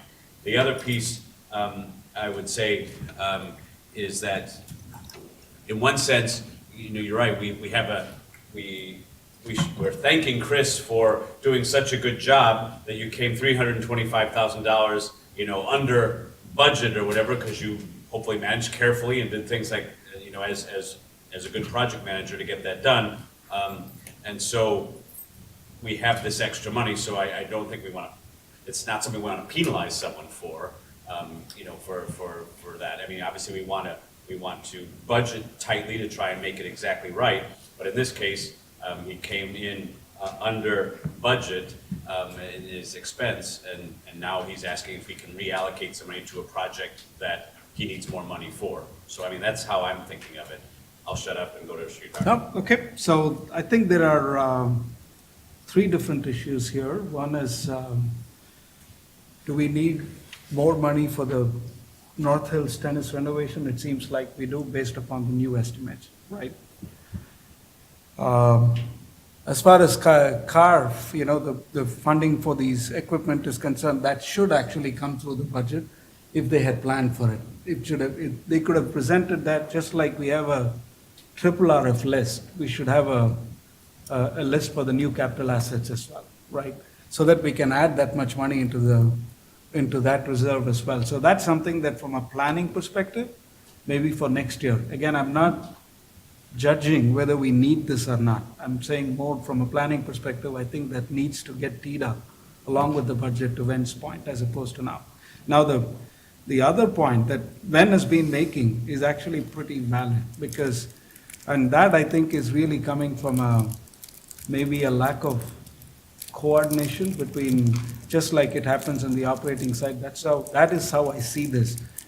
The operating cash and the reserves, that are increased just because we've come in below the budgeted operating expenses, that's something that we've been discussing as part of the assessment. Like, for example, before we finalized the 693 assessment, we talked about should we use the money remaining in the operating cash accounts. And I think for some reason, it seems like whatever we are going to save from the capital projects implementation, that's not getting discussed. We did not discuss that, and maybe we need to take that as an action item for the following years, because Ven is absolutely right, because all you have to do is, instead of allocating 2.9 million, we could have allocated 2.6 million, because we are expecting this 325,000 in savings at the end of the year from the, just the capital projects implementation. So I think that is something that we definitely have to do. So you need to coordinate with the budget, the people that work on the budget, so that that money can also be included, Chris. So those are my Okay. soapbox items. Karen, did you have a comment? I just, I think it's our responsibility to our members to adequately maintain our facilities. It's unfortunate that the extent of the renovation needed was not identified accurately at the beginning, but it wasn't So the funds are there. I think it's imperative that we take care of this, to make the courts safe, to make them more attractive to the senior tennis players. So that's my feeling. I mean, the funds are there, other capital projects were under budget. We're still putting $325,000 back. To me, it's a no-brainer. Thank you, Karen. Any other comments? John? Yeah, I would say that I do not see how this is an emotional issue. I think this is a business decision that we have facilities that need repair in the case of the North Hills Tennis. So it needs to be done. We can say, and I'm unhappy that we're doing this now rather than during the budget process. If we indeed knew about it in July, we would have had a cleaner, less contentious process if we had done it. But in fact, it needs to be done. And so, and as far as the three CARF items, I am not expert enough to judge it, but the presentation here makes me think that they are reasonable. Again, process-wise, they ideally would have been done earlier. And I think we need to improve that. But as a business decision to maintain our investments, I think they're impeccable requests. Great. Thank you, John. Julie?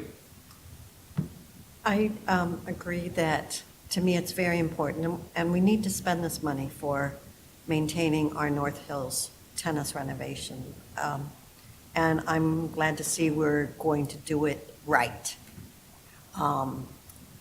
As you know, there's always lemonade out of lemons, so it's unfortunate that the tree fell in Glade. We were able to repair those courts and afford us more time to get better answers on North Hills. So I see this as ultimately a good thing, because now we'll have something that's going to be good for 30 years. And it is very important to our tennis community, and people like playing on clay courts. They come to play on our clay courts. It's something that we have that not every community has. And it's part of our aging in Reston. I think it's also well. So I would ask my fellow board directors to approve this allocation of money. And I don't disagree that as we're continuing to refine our business processes and our budgeting process, I think, we're lessons learned. We're learning a bit more each year. And kudos to Chris for doing what he does with being in that, lead role for as long as you have. So I think it's a good thing. Thank you, Julie. Anyone else? So, Okay, Kathy. I just want to say good job for saving money, even though we're still going to spend it. It's not often that we get to save money. Right. I do wish we had known it sooner. I don't know, when did you actually have the final figures on how much all of this would cost? Maybe towards the latter half of the third quarter. I mean, getting an exact figure, each quarter you would have seen in the snapshot the running variance that we had calculated. And it went real high at one point, then real low at other as things kind of started filtering out. Also just kind of a note, some of these projects are very hard to calculate from the get-go. I mean, the dredging, you're literally working with something that's underwater. So knowing exactly how much you're going to spend is difficult to know. That's actually one of our largest underages in terms of a project cost. That was over $130,000 below budget. But being that you're dredging material that you can't see, knowing ahead of time is hard to do. And the other one is CSF. That's a very large project. And that had a significant remainder left over. You take those two projects out, as well as the overall capital contingency, the $133,000, we were about 1% off of $5.7 million. So I'm going to put you on the spot because you've heard everybody make comments. What's your lesson learned from this? Lesson learned is we will definitely rethink our processes in terms of when we approach you with how much variance we have. And then we'll also discuss procedures and how to handle CARF requests Yeah. Just included part of the budget, that's all. Ben, last quick comment. I want to ask if we can follow a slightly different approach on this. So if you were to go ahead with these projects, but to use monies from the 2019 budget to do this, and let's say in 2019, because as per the pattern, we have always fallen under our budget when it comes to ARF, It's the same thing. and we are never finishing the projects. Out of 84 projects we did 55% projects. So it is very likely that in 2019, again, we'll be under budget, and this will not be an issue. If it indeed becomes an issue, at that point, there will be some other exception that you'll bring to us in order to approve in lieu of this request that you're making right now. Does that make sense to everybody? So basically, It doesn't. use Can I your 2019 budget. Can I quickly respond? Okay, let's. Quick response. Sridhar. When the cash effect would be exactly the same. The previous comment about 325,000 will actually reduce the assessments to that extent. In what you are suggesting now, the effect in terms of cash is going to be exactly the same, whether we take it out of triple RF or take it out of next year's savings. The one difference would be that instead of here in 2018 asking for additional $150,000, you're not going to ask for any monies at all, because that would be a wash with the underspending that we have every year as per our pattern. But what I'm saying is the cash effect is still going to be the same, because this 325. I understand It's that, not that's being why I'm returned, conceded right? on that point. I understand that, and I've conceded on that point. What I'm trying to see is if we can consider a different approach where use these out of the 2019 funds, and this might be a never mind situation because we're always under budget. And you know, we might be able to still have this. Is that okay? I think what I'm hearing is the funds are the funds. At this stage, it's in a triple RF money and it's just projects. No, this is asking for an additional $150,000 than what is budgeted in 2019, right? Everybody understands that on the board. This is asking for an additional $150,000 outside of what's in the 2019 budget. Is the North Hills project a 2018 project? Yes, it's on the And 2018 are you- listing right And now. you're saying you cannot, and you need to carry it forward, and you need $95,000 more than you thought you needed when you carried forward. And it's Is still that coming, true? and the money's coming from the 2018 budget. Right, and you're carrying it forward, and not only do you want to carry forward the amount you have budgeted, but you need 95K more because it's going to cost more. Is that true? But he's got Okay. the excess And- from, And let me finish. And so that's what I understand for 2018. You have a project, you need to carry it forward, it's part of the carry forward, you said, and you need $95,000 extra for this project than you originally thought and that you were carrying forward, and you're asking for that. For the CARF, you have $150,000 in a CARF fund right now, and you're asking us to spend 52 of it. $155,000 we learned when we saw Tom Deal's report was in the CARF fund right now, and you're asking to spend 52,000 of that 155. Is that true? So is that what I understand? And then, what I think I've heard here is this is an important forecasting exercise and timing exercise for budgeting. I think what I heard here is that this team would have liked to see, if possible, and it's easier now to forecast for the end of the year because it's December, whatever, 13th, than it was a month ago. And so obviously it's a little bit dicey when you're forecasting for year end, but it sounds like this board is asking for you to try and pull this into the budgeting cycle the best you can to say, I'm estimating X amount being under budget or being over budget, so that that's more understood, so that as it was said, when we move 3.1 into triple RRF as part of our budgeting exercise, as Sridhar said, we maybe could have done 3.1 minus 300,000 if we knew that for sure. And that might be difficult, but the best you can to do that. Also, if you know about these CARF items, it's a good time for us to discuss how much is currently in the balance in CARF and how much you're projecting you want to use from it in the budgeting cycle. That's what I've heard from this team as well. I think that's. From my understanding, it's kind of traditionally how it's sort of occurred in terms of the budget cycle, and the I guess 2 times I've been involved, the CARF typically came right around the same time period, and then variance was also, divulged right towards the end. Garrett gave the presentation at the end of December and stated we had about $500,000 left over, and we used $45,000 of that for asbestos abatement at CSF. So let's, especially for CARF, as I think Ben brought up a good point, as much as we can, know how much is in that fund during the budgeting cycle and have a view of how much you're guessing you want to spend out of it for these types of projects. And we might have projects, or special capital projects we're thinking of bringing on the table. The more we can pull into the budgeting cycle, the better. Yes. Andy, I just want to make a point that you talked about 2018 funds carrying for 2018 ARF projects. 45% of the projects, as per this report, are 2018 projects that are going to use 2019 funds. So I just want to make the point that. No, they won't. They're getting carried forward. There's They money from won't. 2018. That there. money is set aside. That money has already come out Yeah. via the assessments. It's not new and money. It's in triple RF. Just we didn't get it specifically for spent those this year, so we're funds. gonna spend it next year. It's allocated already. But are they going to be all new projects in 2019? They're going to be still the projects that are going on for But which the you want to money's spend money, already right? put aside for it. But the money's already there for the 2018 and even the 2017 projects. That money is already received and allocated specifically for those projects. Not gonna be allocated again. Yeah, So let's, I'd like to call the question on the motion on the table. The motion on the table was for the 95.5 for the North Hills and the 52.3 to come out of CARF.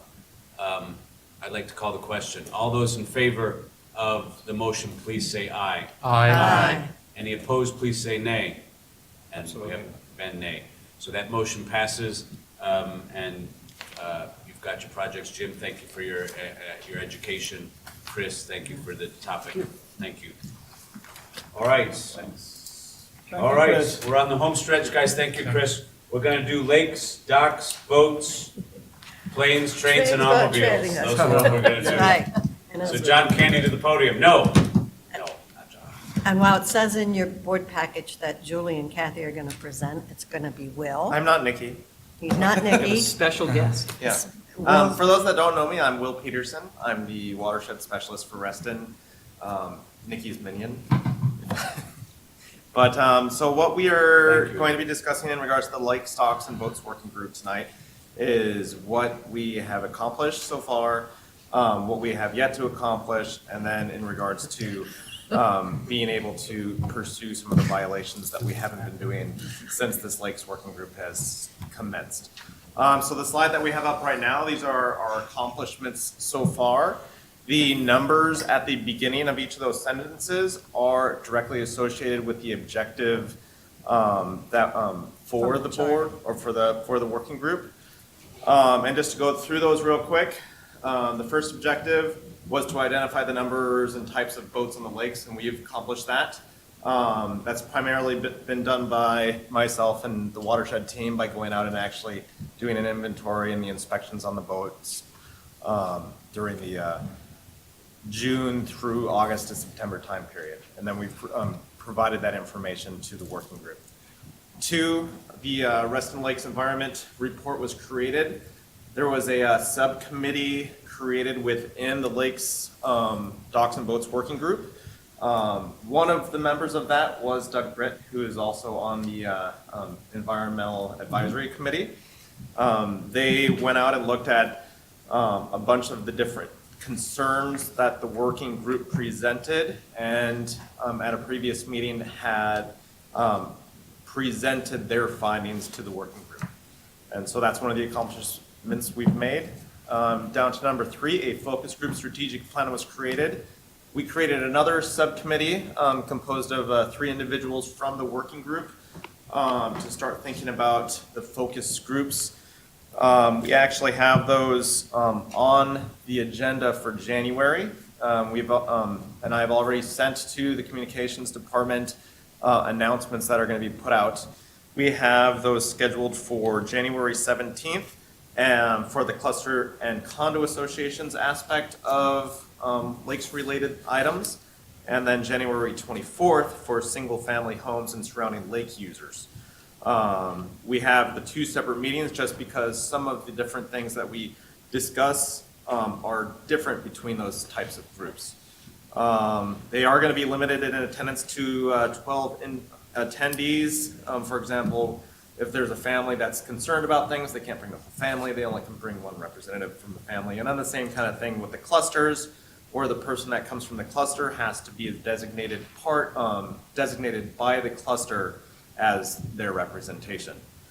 Then number 4, each working group member was provided access to original and staff edited governing documents. As part of the working group, we did create a digital or online folder, and we've been putting all the resolutions and governing documents in that since the very beginning for them to review. So whenever we come up to discuss this particular resolution, they're able to see what previously existed in the resolution, in addition to before the working group was ever envisioned, me and Nikki had made some edits, and they had access to see what those edits were as well. So those are our big primary objectives so far. If you could, do I have control of that, or? There you go. Okay. Next page. Oh, Okay. there we go. Thank you. These are also some recommended changes to the government specifically for that objective 5. So for the first one, we worked as the working group to refine some of the definitions of dock and boat and overall size. Next, we had the clarification on how staff measure boats using the U.S. Coast Guard guidelines. When I previously went out there, we went from tip to tip and included everything that was part of the boat. One of the members brought to us, hey, there's a Coast Guard specific size measuring method. It had some different diagrams depending on the type of boat. Most of those didn't really apply to the boats in Reston, but there were specific ones for the pontoon boats, which when measuring it does not include such things as the motor mount, the dive platforms, and the rub rails and such as that. And by using the Coast Guard guidelines, it did reduce some, but not a whole lot, of the boats that were in violation for being oversized. But it does for future measurements, and when conserving boats that are allowed on the lakes, gives us a more concrete and nationwide, because it's a U.S. Coast Guard guideline, for us to follow. One of the big concerns was that we were going to have to go to referendum, because at the beginning of the working group, we were like, okay, we're going to have to change the maximum size of 18 feet. That was in the resolutions and the deed. But luckily, the working group voted to maintain that 18-foot rule. So we're not going to have any bigger boats on the lakes, luckily. The next one is voted to uphold the 50% rule for clusters and condos. And what that is essentially is we wanted to maintain 50% of the shoreline for vegetation, for wildlife, for just natural shoreline preservation. And 50% would be allotted for boats. And again, that is specifically for the clusters and condos associations, just because there's a huge amount of dwellings, and which also incorporates a huge amount of boats that might be on those shorelines.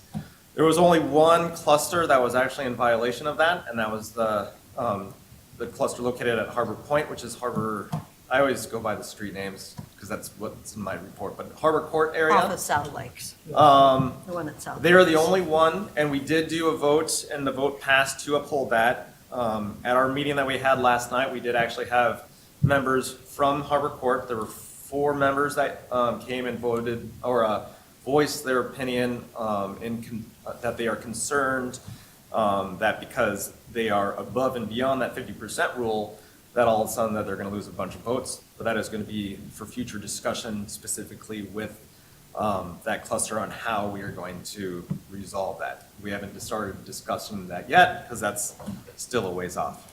And then the last thing there is voted to change the 3 horsepower motor size limit to the max of 5 horsepower and or 130 pounds of thrust. We always had the 3 horsepower just to make sure that there wasn't a whole lot of wake or shoreline erosion and that boats weren't speeding across the lake. Times change, and a lot of the newer motors that are available out there, like Torqeedo is a very popular motor now. There's 23 of those on the lake, and those are all 5 horsepower. So also, I talked to a number of the marinas in the area, and we're like, okay, if you put a pontoon boat on the lake, what are the types of motors that you have available? And a lot of them said that they use the 5 horsepower motors as well. The main concern in regards to the size of the motor was the speed of the boat. And unfortunately, just like speed limits out on our roadways, we don't have traffic enforcement on our lakes to control speed. So trying to keep that motor down low, but an acceptable motor size that residents are still able to reasonably obtain. So then the next page is what we have left. The big chunk is the focus groups. And again, like I said, we already have those meetings assigned for 2019 in January. For the gather info related to additional information, we haven't touched a whole lot on how the rules that we have associated with the lakes affect lakeside property owners. And in addition to that, the enforcement aspect of it. One of the big resolutions we haven't touched on yet is enforcement. The enforcement in the past has caught some snags. We've worked, the watershed team has worked very well with covenants to try to figure out the best process to do that. And one of the things that I did was the Natural Areas Department completely revamped their enforcement policies 2 to 3 years ago, working with covenant staff. And I wanted to try to mirror theirs to continue redundancy or not to reinvent the wheel, so that if a resident says, hey, how is this process going to be? Is it going to be 60 days to get notified? We wanted to have something that already existed and just try to mirror it. So we've created that resolution, and that's something that we will probably have to spend at least one whole meeting on to present to the working group in regards to enforcement. And then after all that, hopefully June 2000. Well, I'm going to interrupt you Yes. before you get to the next part. That was to be updated to March Okay. 2019. So the current plan is January meeting, focus group meetings in January, February meeting, reviewed the report, reviewed, and the final presentation would be made to the board in March is the current thought process. There are some items that, and these are all recommendations, there was some concern by people who have come to the working group meeting that these are actual changes in our rules. Many of them are not changes, but all decisions would be made by the board, our board. This would be a report with recommendations based on the intent and the thoughts that the working group had. So Correct. there's some items here. The other piece I might add is PRAC, Parks Recreation Advisory, is interested in taking the lead on lake enjoyment optimization as part of its consideration as an amenity of our community. So that's a good segue. I think we'll get a good sense from the group on the intent between enforcement and enjoyment and factor that into the report. There's one piece that the group's going to have to ask DRB to take on because it's really in their purview and not in the working group. And we did just have a meeting, we have a monthly meeting with covenants. And we had that today, and we did present that to them. And I am going to be on their I think January is the meeting. I DRB think it was queue the up for. January 15th, I think, off the top of my head. And I'll be in attendance with them, and we've already started talks with them so that they have a heads up of what to expect. And the DRB liaison to the working group is Ken Canuven, who is on is one of the DRB members. So I think we've made a lot of progress in the last 2 meetings, I think. I think 24 hours. Yes. I think Yes, last night especially last night. was the first time we got through everything that we had on the our agenda. Yeah. And So, then now go ahead. one final slide. Because this is the Again, ask, I still right? have this thing right here. Yeah, this is the ask. Okay, so since the implementation of the Lakes Working Group, we kind of put a cease to doing any kind of violations. However, as you can see, we still have a bunch of boats that are in poor condition that are out on the lakes. And instead of letting them sit there and continue to degrade, a lot of these I have reached out to the residents and say, hey, just so you know, your boat is in poor condition. Please do something about it. I haven't taken any violation enforcement action on those, but most of my calls have fallen on deaf ears. And so unless I have that ability to actually write a letter and say, hey, do this, please, I'm not going to see a lot. Again, it would be only specifically for the poor conditions. All those boats that are considered oversized, we are not enforcing and are still waiting to see how we're going to be figuring out what to do with those oversized. So again, The results of the working group Yes. on the boat size, but what you're asking for is to continue on the enforcement of the conditions, right? Is that how I recollect the? and then in addition, even though it's not on the slide, one thing that I would also like to request to enforce is, and it's not something that is impacted by the working group, but it is associated with the boats, is every year we have the annual fee associated with the boats, and we have, it's pretty low, out of 450 or so residents that own boats, 12 of which have not yet paid us for their ownership of their boats. For 2018? For 2018. One of those hasn't paid us for 2 years. And so being able to send violations letters to them saying, hey, please pay your boat fees, would also be appreciated. So it sounds like, Willie, you are asking for a motion to have staff proceed with enforcement action on violations related to boat condition and also non-payment of fees. So moved. Okay. Is there a motion? Tony. So there also needs to be a motion to stay enforcement of length. The I was work. going to do that next. Okay.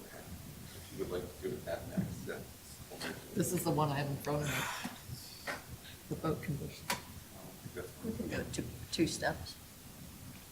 Okay, so we have a motion on the table to have staff proceed with enforcement action on violations related to boat condition and non-payment of 28 boat fees. And we have a second. Is there any Second. discussion? All right, all those in favor, please say aye. Aye. Aye. Any opposed, please say nay. Hearing none. Any abstentions? Hearing none, the motion passes. We need to talk about the non-enforcement of other stuff that the working group is currently discussing. Yeah, so basically, when we began the working group, it was to address clarity on our definitions so that we would be able to better enforce our guidelines and rules. So we had a gentleman's agreement, I would say, to not proceed with legal actions or enforcements on those violations on size or whatever. And so we need a motion to recognize that stay until we receive the working group's report and take action on their recommendations. So am I hearing that there's a motion? I'll Okay. move to stay enforcement of boat violations effective as of March 22nd, 2018, related only to boat size, only until the final report of the Lakes, Docks, and Boats Working Group is presented and accepted. Is it boat size and other I things think that is? I think the there's working group there's an is? extra only in there, I think. Related only to. Only to Oh, boat yeah, size? Only to boat size. Forget the second only. Yeah. Is there anything besides boat size that the working group was working on that we've stated? And the multiple boat issue is still under. The ownership The of more than seasonal? one. Mooring them, right? Yeah. So I think I'd like to make it more general, that we're staying in enforcement on topics being discussed in the working groups until we get the final report and take action on it. So how can we, I mean, if it's mooring, if it's how many boats you Yeah, can just have say, on the property, if it's the size, let's stay those things, not, we've already said condition wise, and if they're not paying, we'll do your thing. Condition, quantity. But if it's Okay, like, how do we I'll amend. measure this, or is it 50%? I'd rather have you guys finish and then tell us what you think Can it I should be. amend my motion? Yes, please. To just move to stay enforcement of boat violations effective as of March 22nd, 2018, until the final report of the Lakes, Docks, and Boats Working Group is presented and accepted. Besides the one, With other than. other than. Other than the previous motion. Violations other than the Boat condition. condition And and the payment. non-payment. Yeah. Right. I like that. Mhm. Can we do that way? Will you say that? I'm good. Do we have a second? Second. Any comments? Let's call the question. All those in favor, please say aye. Aye. Opposed, please say nay. And, well, I know Nikki is leaving, but I just, wanted to say Motion you guys passes. have done an awesome job on steering this group forward, and we're going to miss Nikki, so please give her our best wishes. Will do. Yep, thank you for your time. Thank you so much, Will. Thank you, Will, Excellent for job. staying. Thanks for hanging out this evening, Will. Yeah. We owe you. All right, we have two quick executive session things, so I'd like to entertain a motion to go into executive session So real moved. quick. All right? Second. All right, all those in favor, please say aye. Aye. All right,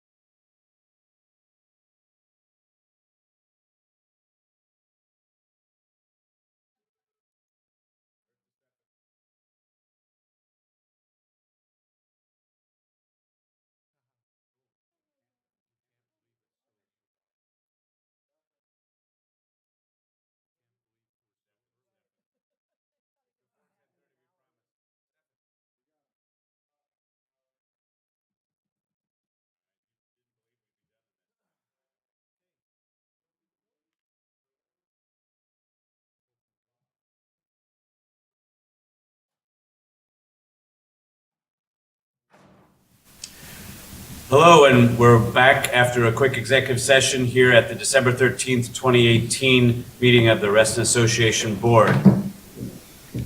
Director Mooney.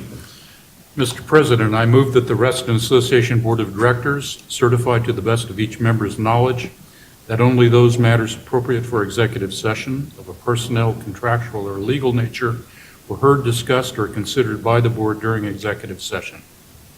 Second. Okay, all those in favor, please say aye. Aye. Any opposed, please say nay. All right, motion passes. Okay, so as we had no decisions made in executive session, there's only one thing left to do. I move to end the meeting. Adjourn. Okay, do I have a second? Second, all those in favor, please say aye. Aye. Any opposed, please say nay. We're adjourned, folks. Thank you very much. Happy holidays, Reston. Thanks, Stefan. Happy holidays. Who seconded the cleansing motion? Are we on?